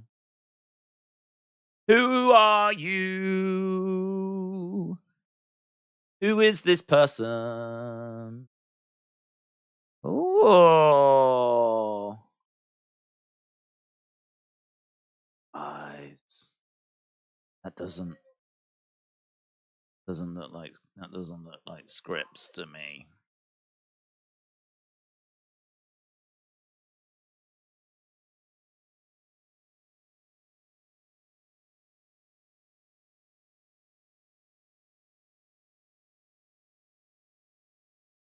I think that's are we saying that's Axiom?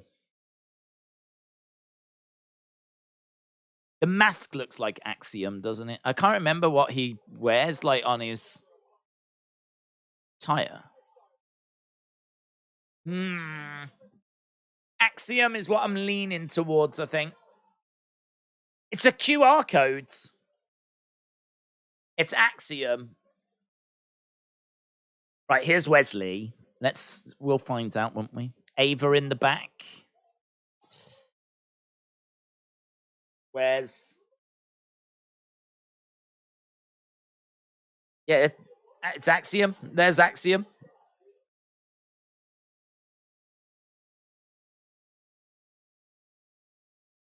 So we've got this brawl. Axiom trying to get to the ring.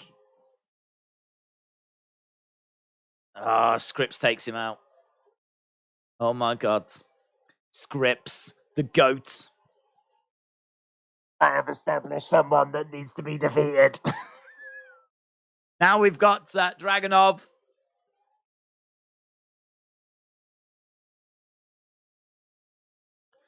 Oh, well, this is the problem, isn't it? If you're going to do an open challenge, just going to have a mad scramble as everyone wants to answer it. Wes goes over the top rope and flipping knocks everyone down. That Boa as well. I haven't seen Boa. I thought he'd died. Boa's out there. Is that Quincy Elliott? Thought Quincy Elliott had done one as well. Dragon Lee. Dragon Lee.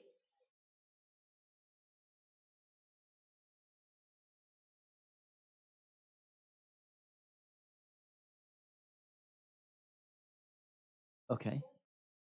What can the NXT universe expect?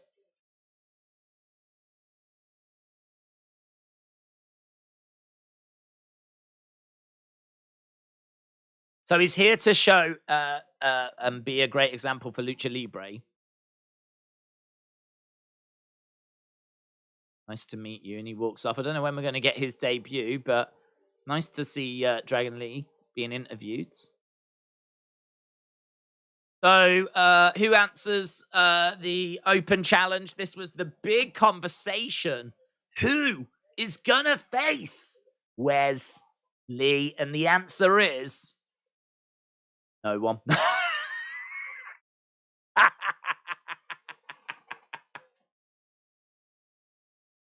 nobody. Oh, pants. I'm hyped to see this new lucha, said Alex. Dragon Lee is Bruce Lee's illegitimate son. Austin said, no open challenge. I feel robbed. What happened to the brawl? Just kept brawling. It's what brawlers do. Brawlers just keep on brawling. Jojo said no one.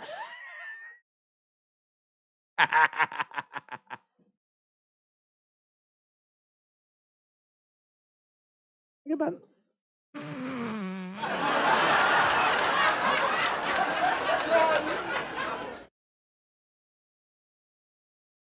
LOL.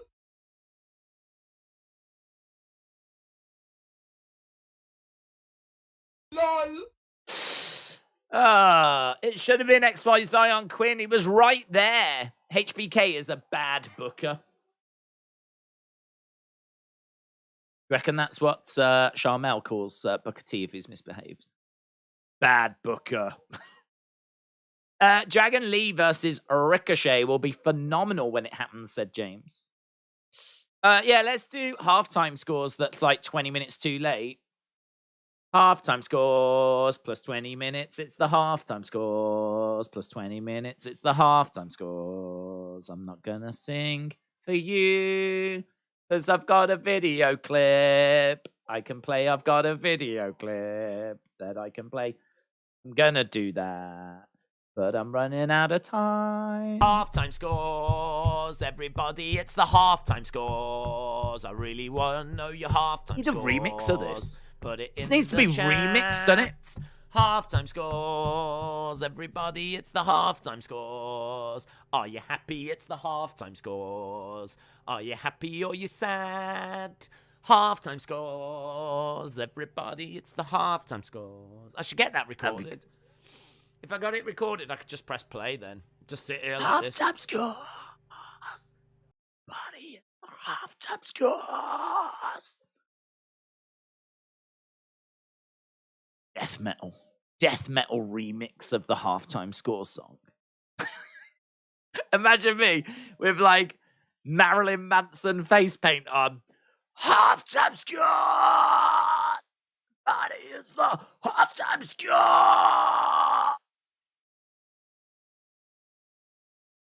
I mean, I think that's Marilyn Manson. I don't know. Rare Breed said 7. Jordan said 5. Virus said 7. Malik says 8. WWE and AEW fans said 7.7. 7.25 said David. Trey said 5. Shaquem said 6.25. John says 314 times 2 out of 10. Terry said 7.5. Justin with an 8. Alfie with a 7. Also, this should be in the charts. Wrestle with Andy said they're using this for the Super Bowl halftime show next year. Yeah, and fun fact, I am going to be performing. I will be pregnant. Smurftoon said 10 out of 10 for the chair stream. 7 said big time Baxter. 8 said A.B. Jobson. Days just got hot, said William. 2 out of 9 said Tony. Has anyone seen Days without the beanie? ? Austin said 7, but you get 0 for being late on the halftime scores. Everything's delayed today. 1 Minute Wrestler says 5. Alfie said you need to get that on Britain's Got Talent. Yeah. But I don't want to win it and take that away from someone else, you know? Daisy's testing the waters to see if we respond well so that he can dress up like Marilyn Manson. Travis said 7. That song is meant to have Cookie Monster vocals, said John. Bonkers said 5. Do a rap on that. Oh, we need the acclaimed. That's what we need. Imagine if halftime scores start and all of a sudden you get, yo, now listen. And like Castor then jumps in. Hadn't have made it big. We could have hit him up on Cameo. JC Jane has got her arm in a sling. Gigi did nothing last week. Not 1/10 as good as me. Wasn't that match like quite short? Yeah, good. Yeah. Report real news, real facts. Bit of gossip. 1 minute into the match, Gigi separated my shoulder, so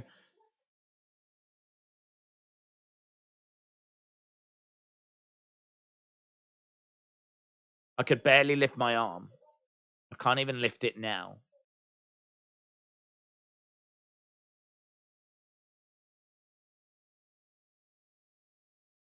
Gigi wants to consider that a victory.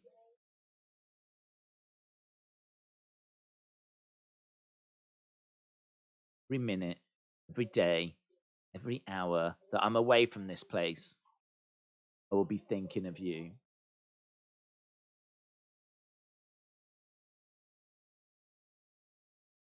Apollo! Apollo! Apollo! It's Apollo. Missy Jane is annoying. Blaze said, Dave's not been here for a while. How's it going? I'm doing good, but I hope you're well. We're doing all right. Right. After the bell with Corey Graves and Kevin Patrick. Do they do it together now, do they? Corey Graves, Kevin Patrick, after the bell. Apollo versus Dabbo, Kato. Right, how long? We got 35 minutes and an overrun. Break-In Daze will perform live at the Super Bowl, the halftime score song. I forgot how JC Jane was so beautiful, said Malik. Remember those early Raws under Triple H using the banned words more loosely like wrestlers? Hospital during segments like Drew Owens. Did Vince pull the plug? I don't think so. I just think like it was a case that that's the kind of thing people were looking for. They were looking for changes, and it's just an easy way of showing that there's been a change. But I don't know. I mean, I can't give you an example of when we've had to use hospital again. I think if people will be very interested if we do need to go to a hospital and medical facility is used again, then people would be interested. But I can't think of any examples where someone said something and I've gone, huh? Medical? I thought we'd move past medical facility.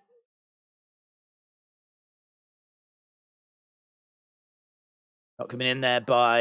I think we hear about wrestling more though, don't we? Elbow. The King of Strong Smile, Apollo Crews has arrived. Triple H ran out of people to debut and ran out of steam.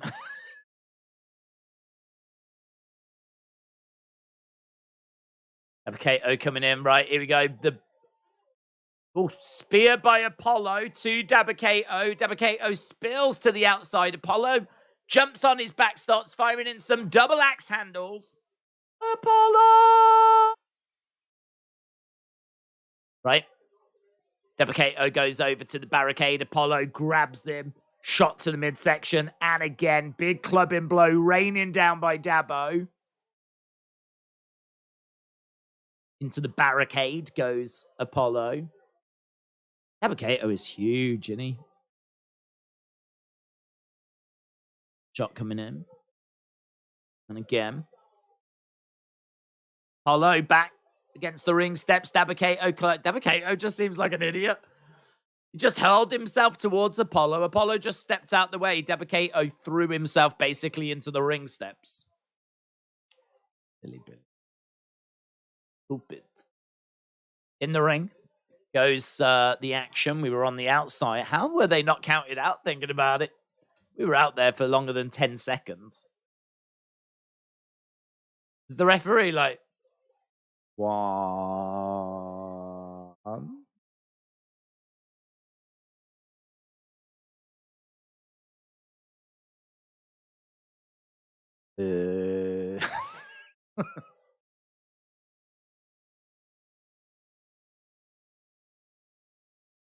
Three.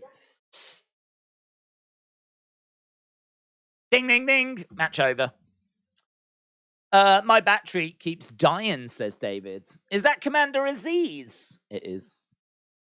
Commander Aziz. The refs can't count to 10. I just don't get this rivalry. Well, they used to be together, and now they're not. Not really. So Apollo came back to NXT. I don't think he brought. Apollo came back with obviously not the Nigerian accent and all of that gimmick, and he didn't seem to have Dabbo Kato with him.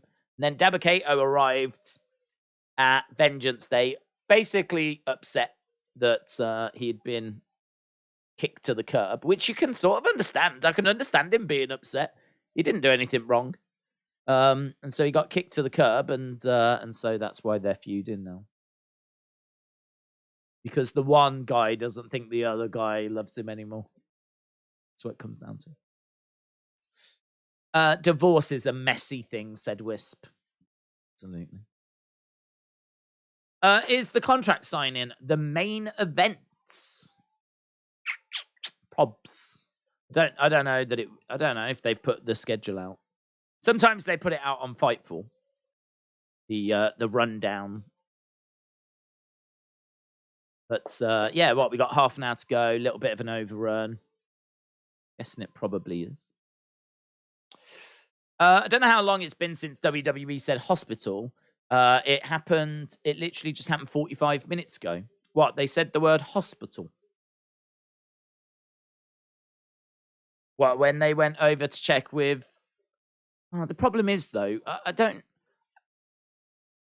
Did medical facility used to apply to NXT? I wasn't really thinking NXT. Did it apply to NXT? Maybe it did. When are we going on our honeymoon, said Austin. We've been married for 3 years. You think we've been married for 3 years? Big difference between your dreams and reality.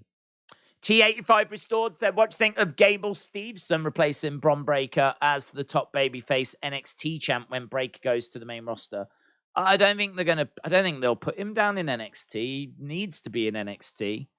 But they keep showing him off at like big shows, and they add him because he's an Olympic gold medalist. I think they're looking to, and I think he probably costs a bit of money for them to secure his services. I think they're probably going to try and get him to go straight to the main roster, which is very, very risky. Very risky. I must admit, I haven't been waiting for him to come into NXT. I've been waiting him to hit the main roster, so I don't mind him coming into NXT at all. I think he should. Because I think he needs that kind of experience and exposure, and I think it'd be better for him as well. But I think they're looking to bypass it. If he was going to be in NXT, I think he would have been in NXT already. Besides, the main roster's got Cody Rhodes now. Gable Steveson will go onto Raw. What happened with your Twitter account? It says it was suspended, says Matt. The old one was, yeah. Got suspended because I shared some links to these watch-alongs, and that was it. And it was when Elon Musk first took over and things were a bit crazy. And so they got flagged. I think they were under the impression that they were links to the actual shows, even though it says in the tweets at the top, very first thing, no copyrighted content. Which has always protected me in the past, but as soon as Elon Musk took over, clearly somewhat changed, and it didn't protect me anymore. Hence why, actually, you don't see links going out on my Twitter anymore to these shows. I used to tweet out all the time. Turns out it didn't make any difference whatsoever. We have not lost any viewers since I stopped putting the tweets out on Twitter, which is really interesting, actually. Really interesting. We haven't lost any viewers. All our wrestling streams, boxing. We had, I think it was our 4th biggest ever stream this year, maybe 7th. 4th or 7th biggest ever stream was this year. And that was the KSI fight earlier in the year. So yeah, crazy. But that's all it was. Yeah, I think you can apply to get it back now, actually. I think they've done like a amnesty thing whereby if you haven't broken any like certain rules, then you should be able to get it back. So I might even be able to get in touch and get it back. Who cares, to be honest? It's not a massive focus of mine. We're still on there. We're still on Twitter though. We got Apollo going to the outsides, climbing up top. We got Dabbo Kato down. Apollo looking for that's a beautiful frog splash. That's a great frog splash. That's the kind of frog splash that Logan Paul would be proud of. That's how good it was. Bang. But WWE and AEW fans have been put in timeout. Didn't spam anything. Dabbo Kato is Commander Aziz, said Moolah. Outlaw said banned words apply to Raw, SmackDown, NXT, and pay-per-views. There we go then. If they've used hospital on NXT, then I don't think there's any changes.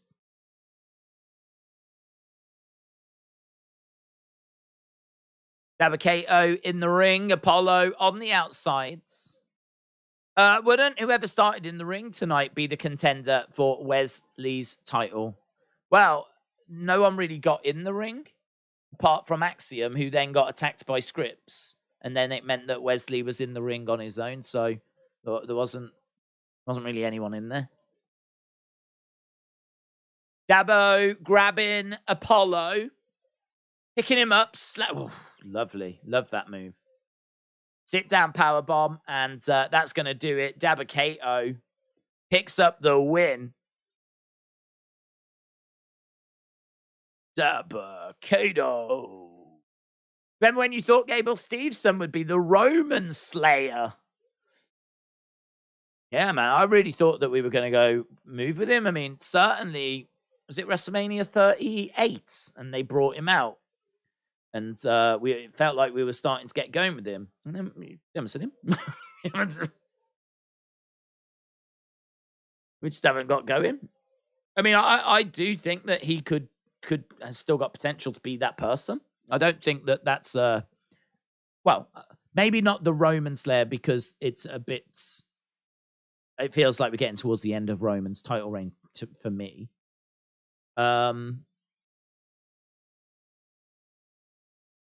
Oh, God, yeah, NXT Anonymous is still around.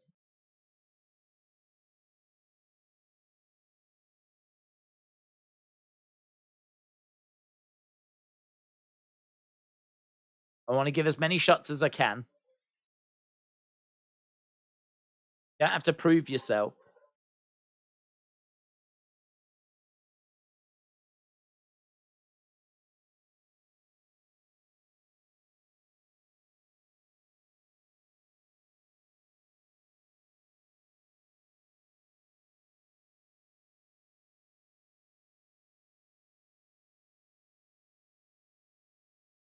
He's upset because he wants to face 10 guys at Stand and Deliver, and Sean's like, I can't give you 10. He's like, oh, I wanted 10. You can have 4. That all right? Is that good enough? But I wanted 10. Can't have 10. He's under contract with AEW. Here's Kiana James.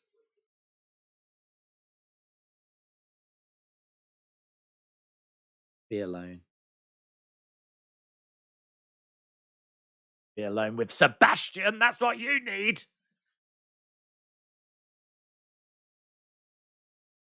You floozy.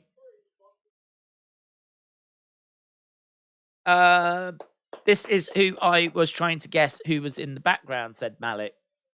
HBK still won't put XY Zion Quinn in the match. Who is NXT Anonymous? I don't know, but I mean, that's a story we've picked up and put down a few times, isn't it?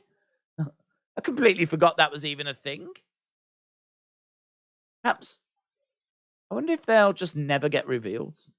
And this is just a way of us looking at, like, maybe it's just a creative device so that we can eavesdrop on conversations we shouldn't or wouldn't normally get a chance to eavesdrop on. Maybe it's something like that. I mean, like, whoever started the show tonight, wouldn't they be the contender? Whoever started the show? No, why? Why would they be the contender? You get to Wes's segment. He comes into the ring. Open challenge. First to get to the ring. I mean, do you mean the first to get to the ring like you're talking show? I think they're only talking segment. Sebastian, wait, what? Kiana is dating a crab? Yes. Outlaw said, I'm not judging, but 10 sounds like a lot. Does sound like a lot. Makes Wes sound like an idiot to me. I need to prove myself. I need to prove that I'm the rightful champion. Let me face 10 other guys where I can easily be dealt with and someone can get a win without me even being involved. Come on, Wes. You've got the heart of a champion, but you haven't got the brain of a champion. I thought Scripps would be a hacker gimmick, says Moolah. Dagmar, we shout out to you. I do believe a Goldberg Bron Breakker match is happening on the main roster in a pass the torch sort of thing, said T85. Yeah, that'd be good, actually. That'd be a really good opponent for him to retire on. I think if he's looking to retire, giving him Bron Breakker is actually a really good shout. I like that. I like that. Because, like, it gives him he passes it on, doesn't he? He passes it on. He goes to the next generation. I can hear talking.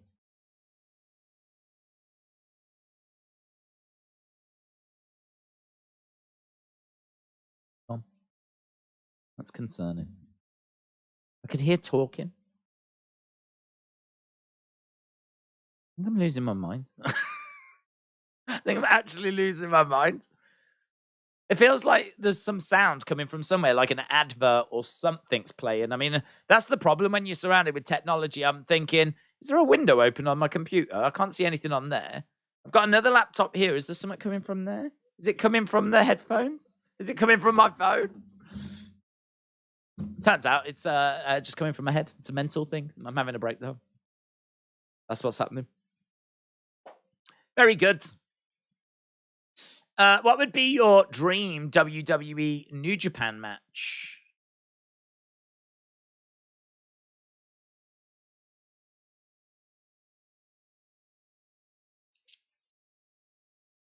Naito versus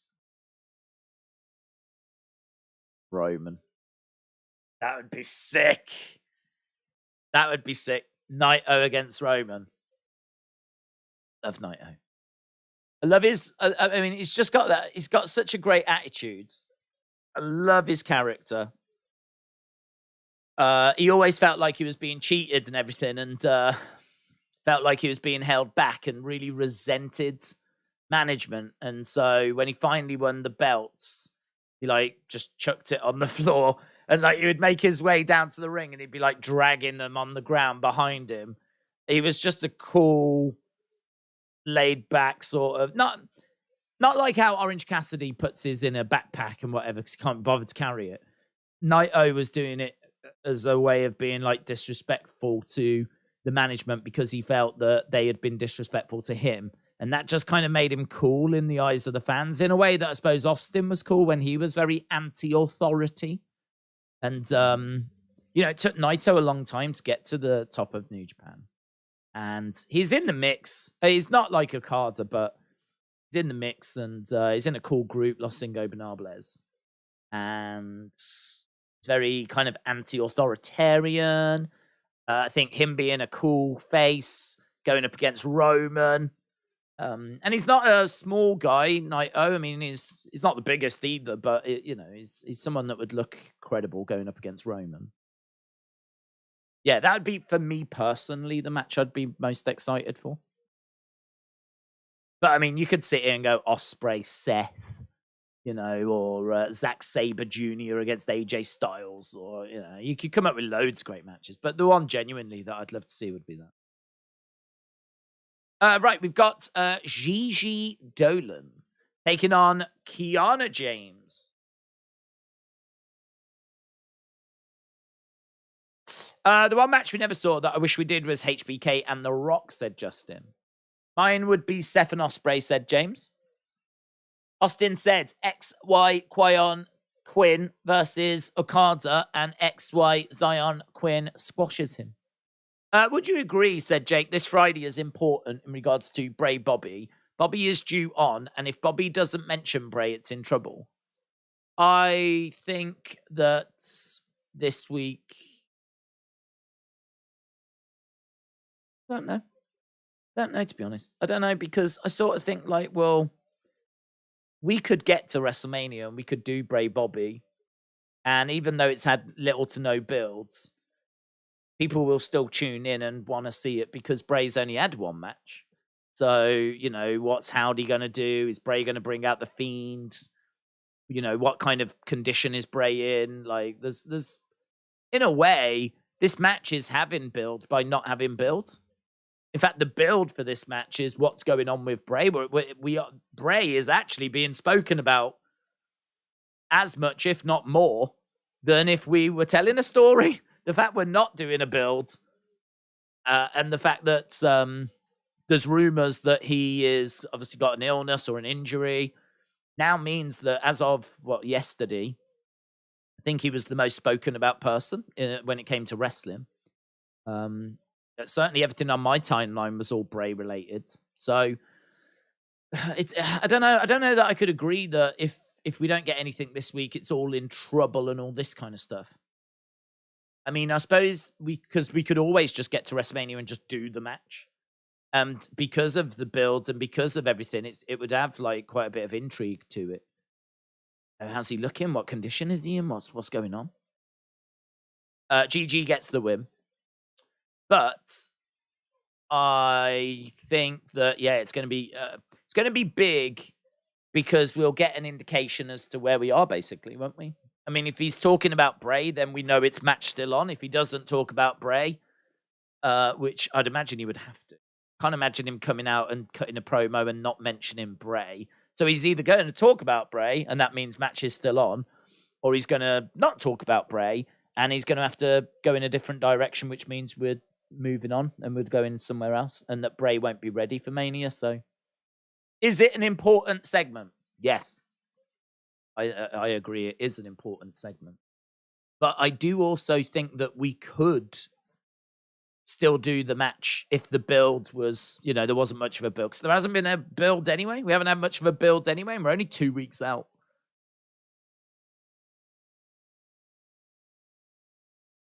But it is going to be an important segment. It'll give us a good indication as to whether the match is still happening or not. I do agree. Right, Johnny has finally got back. So it's took him an hour and 47 minutes. Took him about an hour and a half to get back to his house. So he lives, there we go. If this is live, he lives about an hour and a half away from the Performance Center. Grayson attacking Johnny at his home. These two brawling.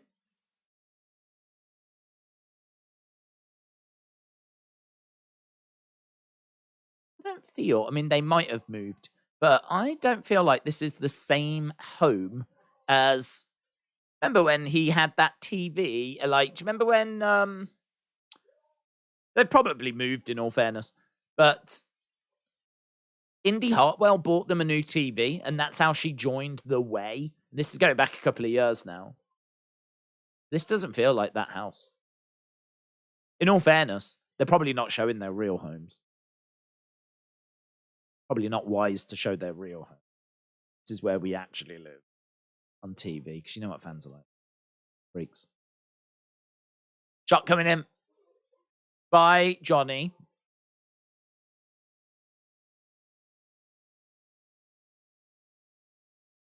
Candice has got baby wrestling. Candice, so we get a Candice and a baby wrestling appearance. Johnny tells Candice to go inside as Grayson.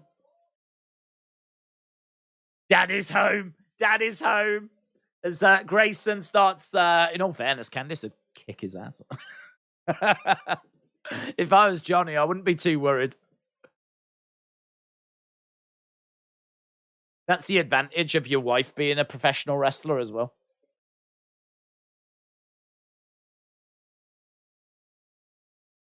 Grayson has got a rake, jabs it in the midsection of Johnny. The Enthuso, shout out to you. Greetings and salutations. Like we got Keith Lee joining us.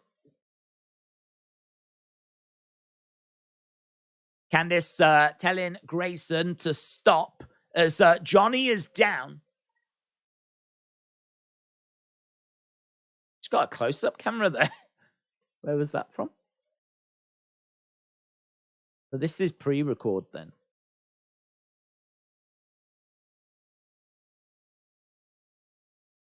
Got a bit of blood on his face as well there, Grayson. Why are they subjecting baby wrestling to this? Johnny getting beaten up in his front lawn.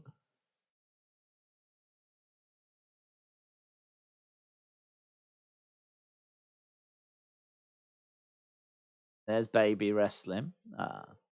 Grayson walks on.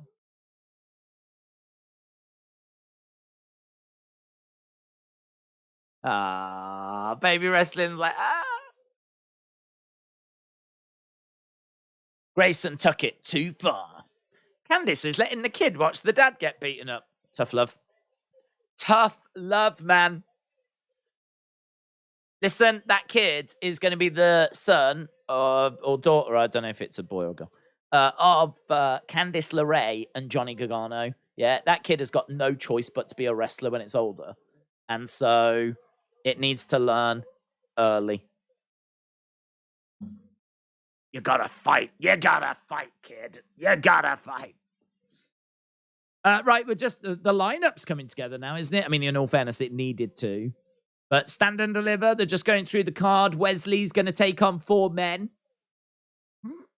We got Fallon Henley defending and Kiana James defending against Alba Fire and Isla Dawn. It's going to be hosted by Pretty Deadly. We've got Bron Breakker taking on Carmelo Hayes as well. So, you know, it's all coming together. It's all coming together.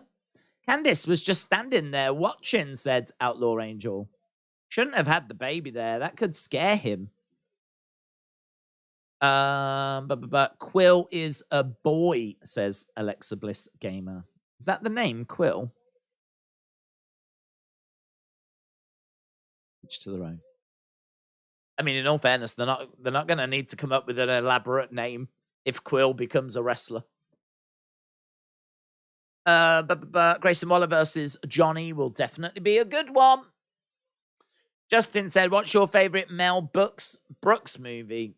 My movie knowledge is terrible. I don't know. I don't know that I could name a Mel Brooks film.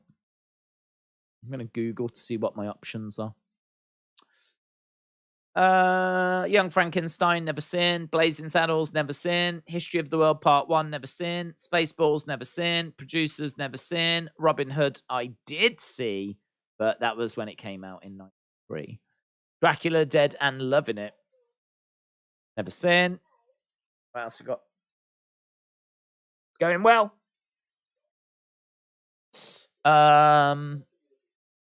Scroll down. Where's his discography? Where's all his filmography thing? Mel Brooks on screen and stage. Acting, theatre.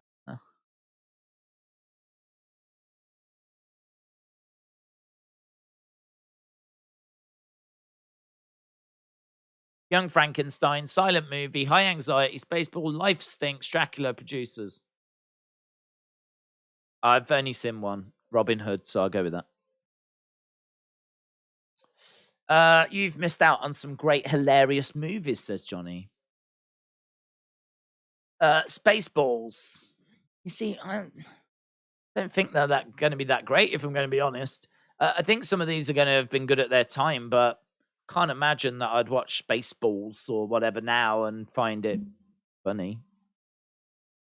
I mean, when was Spaceballs out? 1987.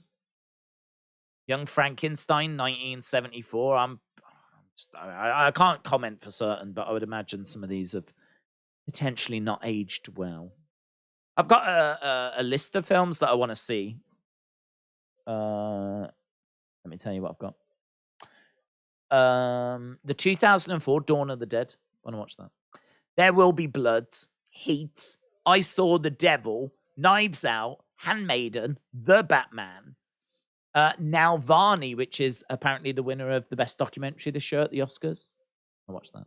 All Along the Western Front, and then that Everything Everywhere, all at once. Those are what I want to check out. So that's my list of films to watch. But yeah, my film knowledge is not very good because I've never cared for films. I've always been a TV person. Right, we got 5 minutes, and then we got the overrun. History of the World, said Justin. I saw Scream 6 today, said T85. Austin says, all these movies being named, and I just don't know any of them. But you don't know any of the ones I just mentioned. You've never heard of Knives Out. That's pretty big. That seemed to get a lot of attention. Everything Everywhere All at Once just won Best Picture at the Oscars, like literally the other day. Now, Varney won Best Documentary at this year's Oscars as well, a couple of days ago. Dawn of the Dead, that's one of the most famous zombie films. I've seen the original, but I never saw the 2000s remake. I want to watch that. So yeah, I've got a little list that I keep, so because otherwise I'd just forget. I've got about 10 films or so, and I really want to see the Batman. I really like Batman, but I never saw that. Okay, I can still hear sound. I think it is coming from a laptop. I thought my laptop was turned off. It isn't. It's still playing sound. Well, good news. I'm not losing my mind, so that's good.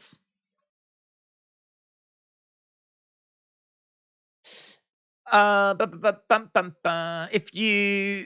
took you 70 years to watch No Time to Die. That's true. I did enjoy it as well. So it'll take you like 356 years to watch all of those, said Nicole. That is true. You know me very well. That is very true. It did take me forever to watch No Time to Die, but I really enjoyed it when I watched it. Right, here's Kiana. Here's Fallon. Josh Briggs. He's in camo. You saw the Bear movie without me?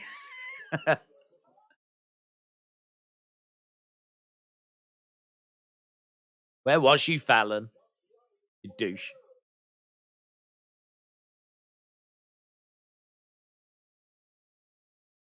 I didn't even know you had a qualifying match tonight.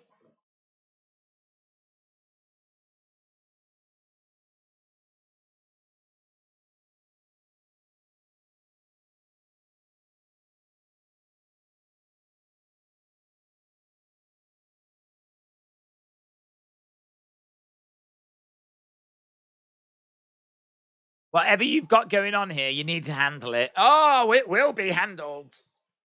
Does Sebastian ring a bell? Drama. Right here is him. Carmelo Hayes with Trick Williams. So, Gigi victorious over Kiana and Alba and Isla. Send in a message. We know that that's going to be a women's tag match at Stand and Deliver in a few weeks' time. And of course, we will be doing the watch along for that. As well as WrestleMania. I can confirm we are doing the watch along for WrestleMania. Carmelo versus Bron Breakker. I hope the next stream works out much better. James said, imagine Sheamus against Suzuki or God versus the Usos. G-O-D. Firefly is a great watch. Oh, yeah. I need to watch that again. It is a great watch. I love Firefly. I do need to re-familiarize myself with it, though, because I watched it a long time ago. That's funny you should mention that, actually, because I saw that it was on one of the streaming things, and I was like, oh, I need to, because it's not that long, is it? So I was like, oh, I do need to go through that again. Time, refresh the old memory. So, yeah, good shout. I completely agree. I'm really into that sort of stuff. I do like sci-fi. A lot of people are into like the superhero stuff, but I prefer sci-fi. I prefer Star Trek, Star Wars, Firefly. I've watched a little bit of Battlestar Galactica, but I think I could probably watch more of that. But yeah, I'm into that. I think it's because that's a technology that I think we could get to. I mean, who knows? Maybe we could have a Superman one day. I don't know. But I feel like you fast forward a few, like 1,000 years or something. Who knows? We might be like at the Star Trek stage, at the Battlestar Galactica stage, at the Star Wars stage. Right, we are in the ring anyway with Braun and Carmelo. They're doing their contract signing, and yes, boy, Pretty Deadly have come out. Makes sense to host the contract sign-in, says Pretty Deadly, seeing as we are the hosts. Don't mind us. This is going to lead to a flipping tag match. Not tonight, but maybe next week. Just here to host. Don't mind us. We're just here to host. Sit back down. We're just here to host. Daze, I think Sammy might cost Cody. Do you agree? Plus Jay might turn on our tribal chief and Sheamus and Drew match. Can't say I ever thought about... I mean, Sammy is so over. Turning him heel and costing... I mean, he wants to bring down Roman right now. Why would he cost Cody? Unless he's just adamant he wants to be the one that does it. It's a really interesting thought. Isn't it? Never thought about that. What if they turn him heel and then that means Cody's got a feud and then it would allow Roman to get to the 1,000 days? I don't think it'll happen. I really don't see it going that way, but it's a very interesting thought. Very interesting.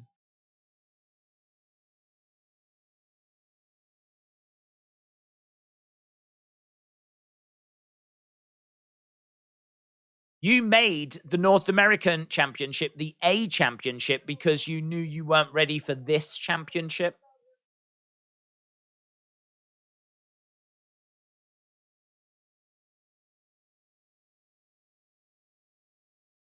I want to face the Mellow that beat Ricochet.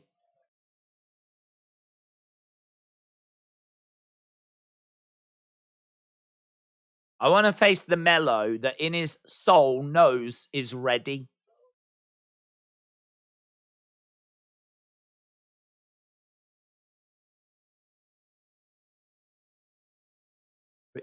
Pretty Deadly jumping in there a bit early.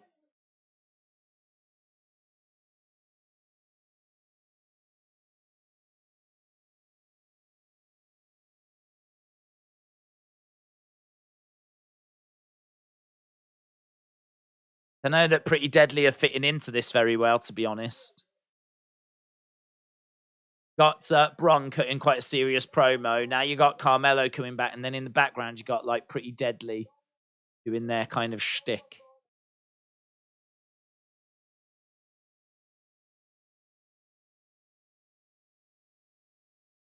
I want the Braun Breaker that runs through walls. So they both want the best version of each other to turn up at Stand and Deliver.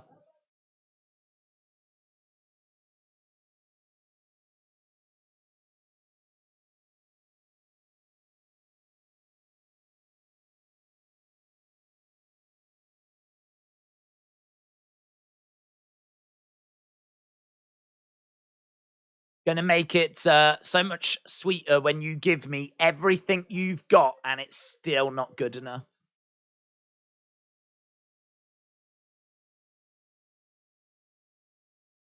I am him, says Carmelo.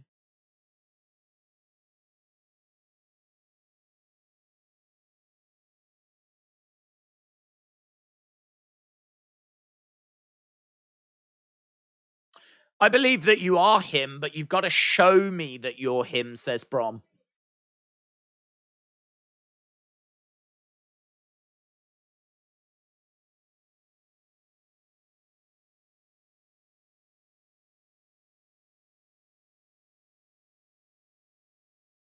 Remember when Brom made his debut on the episode of 2.0? NXT puts on very consistent shows, I feel. Do you feel the same?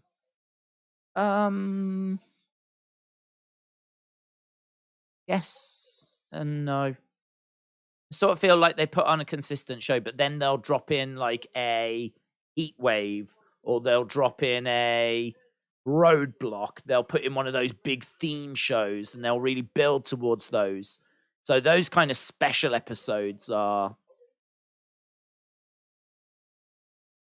really next level, you know.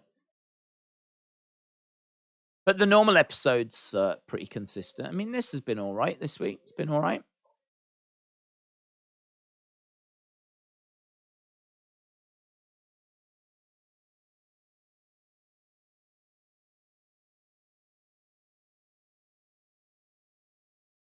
At Stand and Deliver, I know that I'm going to deliver.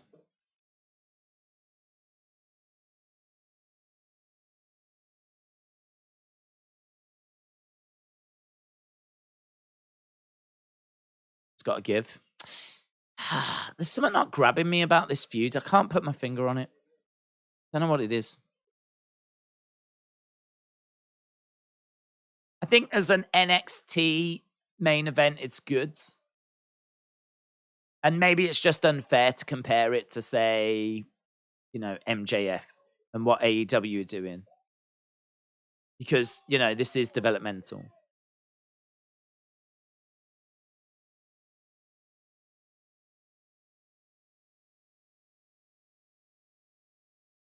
There we go. Braun and Carmelo shaking hands. Contracts are signed. Pretty Deadly said, where you go, him?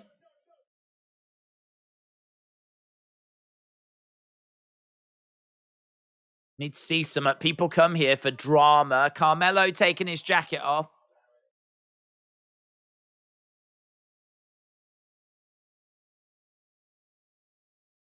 And they pick up and plant Pretty Deadly through the table. So Pretty Deadly were like, look, people have come here for drama. And Carmelo and Braun just attack Pretty Deadly.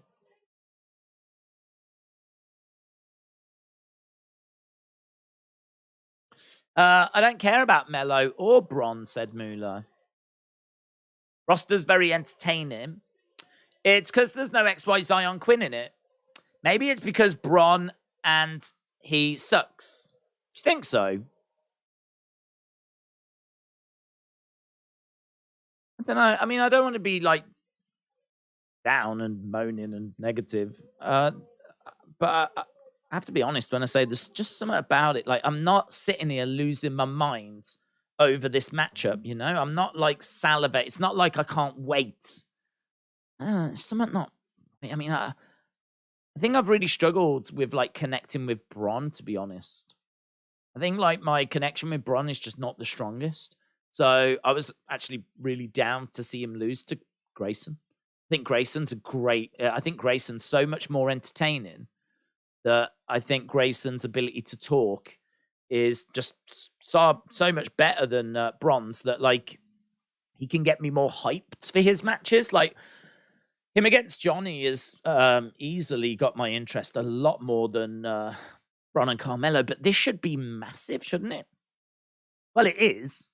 It is. I mean, it is massive. We are talking about Braun, who's been champ for like nearly 12 months, taking on Carmelo, who is well liked and loved on the NXT roster. So it is massive.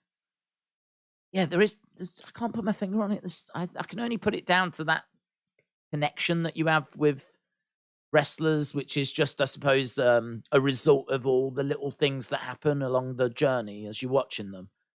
I don't quite have it with Bron. And to be honest, I don't know that I have it that strong with Carmelo. I mean, when we sit and talk about our favorite NXT stars, I don't really swoon about Bron or Carmelo. I like Carmelo. I think he's very good in the ring, very smooth, very skillful. I think he'll be a great addition to the main roster, but I can't say he's any better than a Ricochet. So, you look at it and go, I don't know what he's going to go to achieve, to be honest. I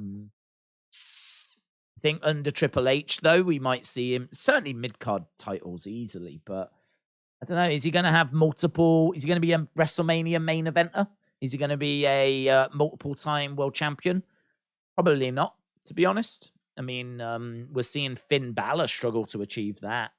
And we're seeing, quite a few people struggling to achieve that. So I can see Melo being added onto the card, and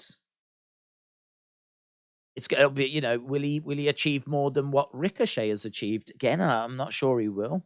I can see him going to that sort of level. So a great talent, great, in ring or whatever, but I think there's a ceiling there. In regards to Bron, because of his size, kind of feels like he could potentially achieve more. I'm just struggling to connect. Definitely, there's something not right. But it is what it is. It's still a perfectly acceptable match, and it feels like a big main event for NXT. It's going to be a lot of people that are going to be excited for it.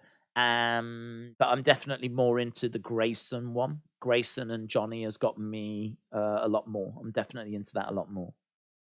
I think I'll be into the women's ladder match a lot more as well, actually, because a women's ladder match, that's, always fun. I mean, still not really used to seeing those, to be honest. We haven't had tons of them in WWE history. So they still feel they've got still a relative freshness about it. And what with it being for the actual belt rather than, say, Money in the Bank, I think that's going to be really interesting. So women's ladder match and Grayson and Johnny Gargano, I'd say, are the two at the moment that are really standing out to me. But it looks like it's going to be a good show. Looking forward to it.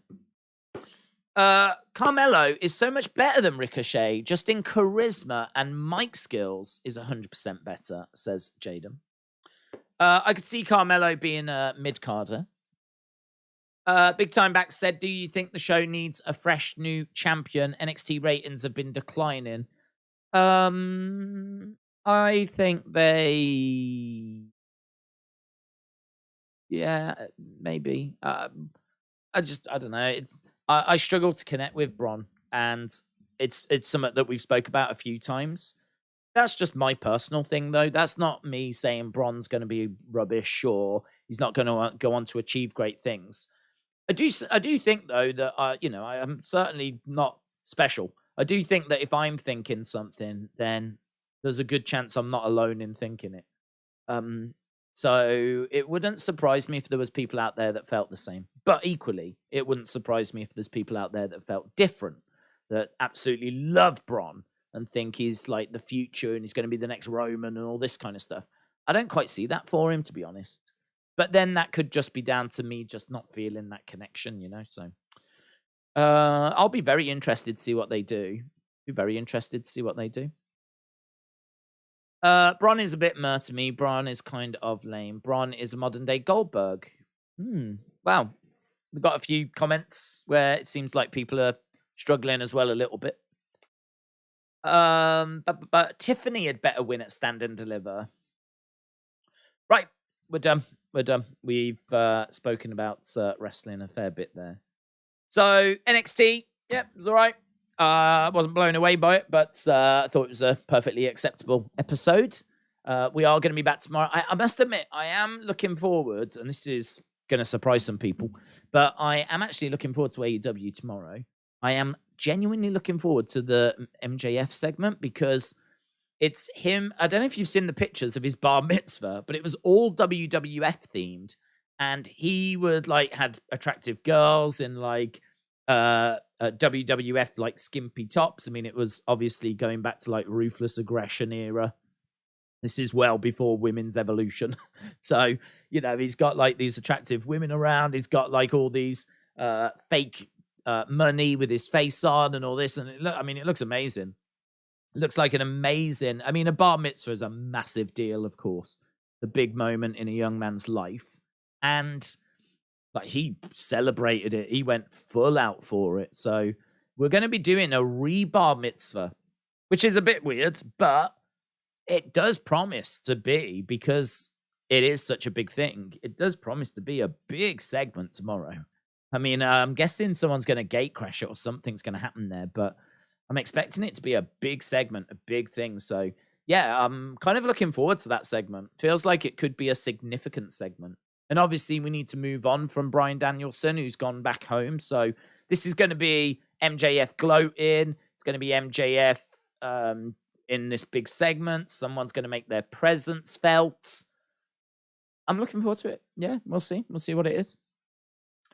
Jim said, of all the issues facing TV shows, wrestling TV shows, in my opinion, TV ratings are the least of the problems. Oh, Jim, I need to get your thoughts on what the current problems are. That'll be an interesting conversation. Do that tomorrow if you're around, Jim. I'd be interested to know your current thoughts. And also, Jim, you should send a video into the member stream, because, again, I'd be interested to know. That'll be, we're not doing that this week, so we did it last week, but we'll be doing that again next Thursday. So if you are a member, not this Thursday, but next Thursday is our next member stream. I am committed to doing these every 2 weeks. So we will be back then. Again, feel free, send in your thoughts whenever you want. Just minute, no longer than a minute. Email them over, wrestlingdaze@gmail.com, and put members stream in the title, and I'll make sure to find them. I can easily search for them in my emails, which is great. It means you can send them anytime, and I'll be able to find them. So then they can go into that. So, yeah, all of this kind of stuff, you know, people's thoughts on the state of the industry, what they would change, what they were looking for. It's like your opportunity to get your points across better than a little paragraph in a chat, you know? So, yeah, if you're a member and thinking of doing it, go for it. Appreciate the support. I can tell you as well, I might as well say it here, because I know some people might not get a chance to watch. Wrestling Escape Pod this week's really interesting. It's a really interesting episode. We actually talk a bit serious about like what's going on with Rio and what's going on with the Bray situation. And actually, like, we spend a good 20 odd minutes, like, really like having a good conversation. So I think it's quite an interesting episode, actually, a little bit different. But we do ask that people send in their WrestleMania predictions for next week's show. So WrestleMania predictions. So there's plenty of opportunity for you to send in video clips. If you are a member and you want to be a part of the members stream, then you've got that avenue. If you want to be on next week's Wrestling Escape Pod, which is going to be WrestleMania predictions, then send in a video clip, a minute long, 60 seconds, just going through your predictions. Probably best to do that after SmackDown. You might even want to do it after Raw. I'm not sure, once we get maybe a few more matches added. But we've got a good chunk of the cards. I think we've got a lot of the big matches already in place. We know some of the rumored things that are coming up. So, yeah, that's going to be for next Tuesday, that we'll need those. So send them in for next Tuesday. Get them in before, like, Tuesday. Probably best to get them in Tuesday lunchtime, something like that. We record on the night, and then it'll go up next Wednesday. And this week's goes up tomorrow. So, boom. Streaming services are the problem, said James. Streaming has ruined traditional TV. Dagmawi said Sammy costs Cody accidentally, which leads to a triple threat at SummerSlam. If Roman ends, there is no one that's going to make the 1,000 days. Cody will lose it after 1 or 2 years. Tim said, had the struggle to get the stream up. Oh, did you? Was it not showing for some reason? That's interesting. Alfie said, you already know I'll record one next week. Go for it, mate. Honestly. The opportunities are there for people to, one way or another, get their points across better than you can in a chat. I think the one that's going to appeal to most people will be the Wrestling Escape Pods. And honestly, I do want to make that more about the community. And I suppose I just don't do a very good job of linking it to the streams enough. I wonder if I need, like, what might help actually is if I didn't create a little advert for it that advertised it, that I could just play, and then, like, it just says what I need it to say. And then, like, that way it'll get the message out that there is actually a forum for people to be able to get their thoughts kind of across. Yeah, interesting. I'll have to give that some thoughts. But next week, WrestleMania predictions. My email is open, and member stream as well. Boom! Right, awesome. Appreciate the support. Thanks a lot for joining us. And how about a video full of swear words if Roman retains, said James. James, go for it. I will obviously have to bleep it out, but it could be pretty funny, actually. We've got a video from James. Beep, beep, beep, beep, beep, beep, beep, beep, beep, beep, beep. Beep, beep, beep, beep, beep, beep, beep, beep. That could be pretty cool.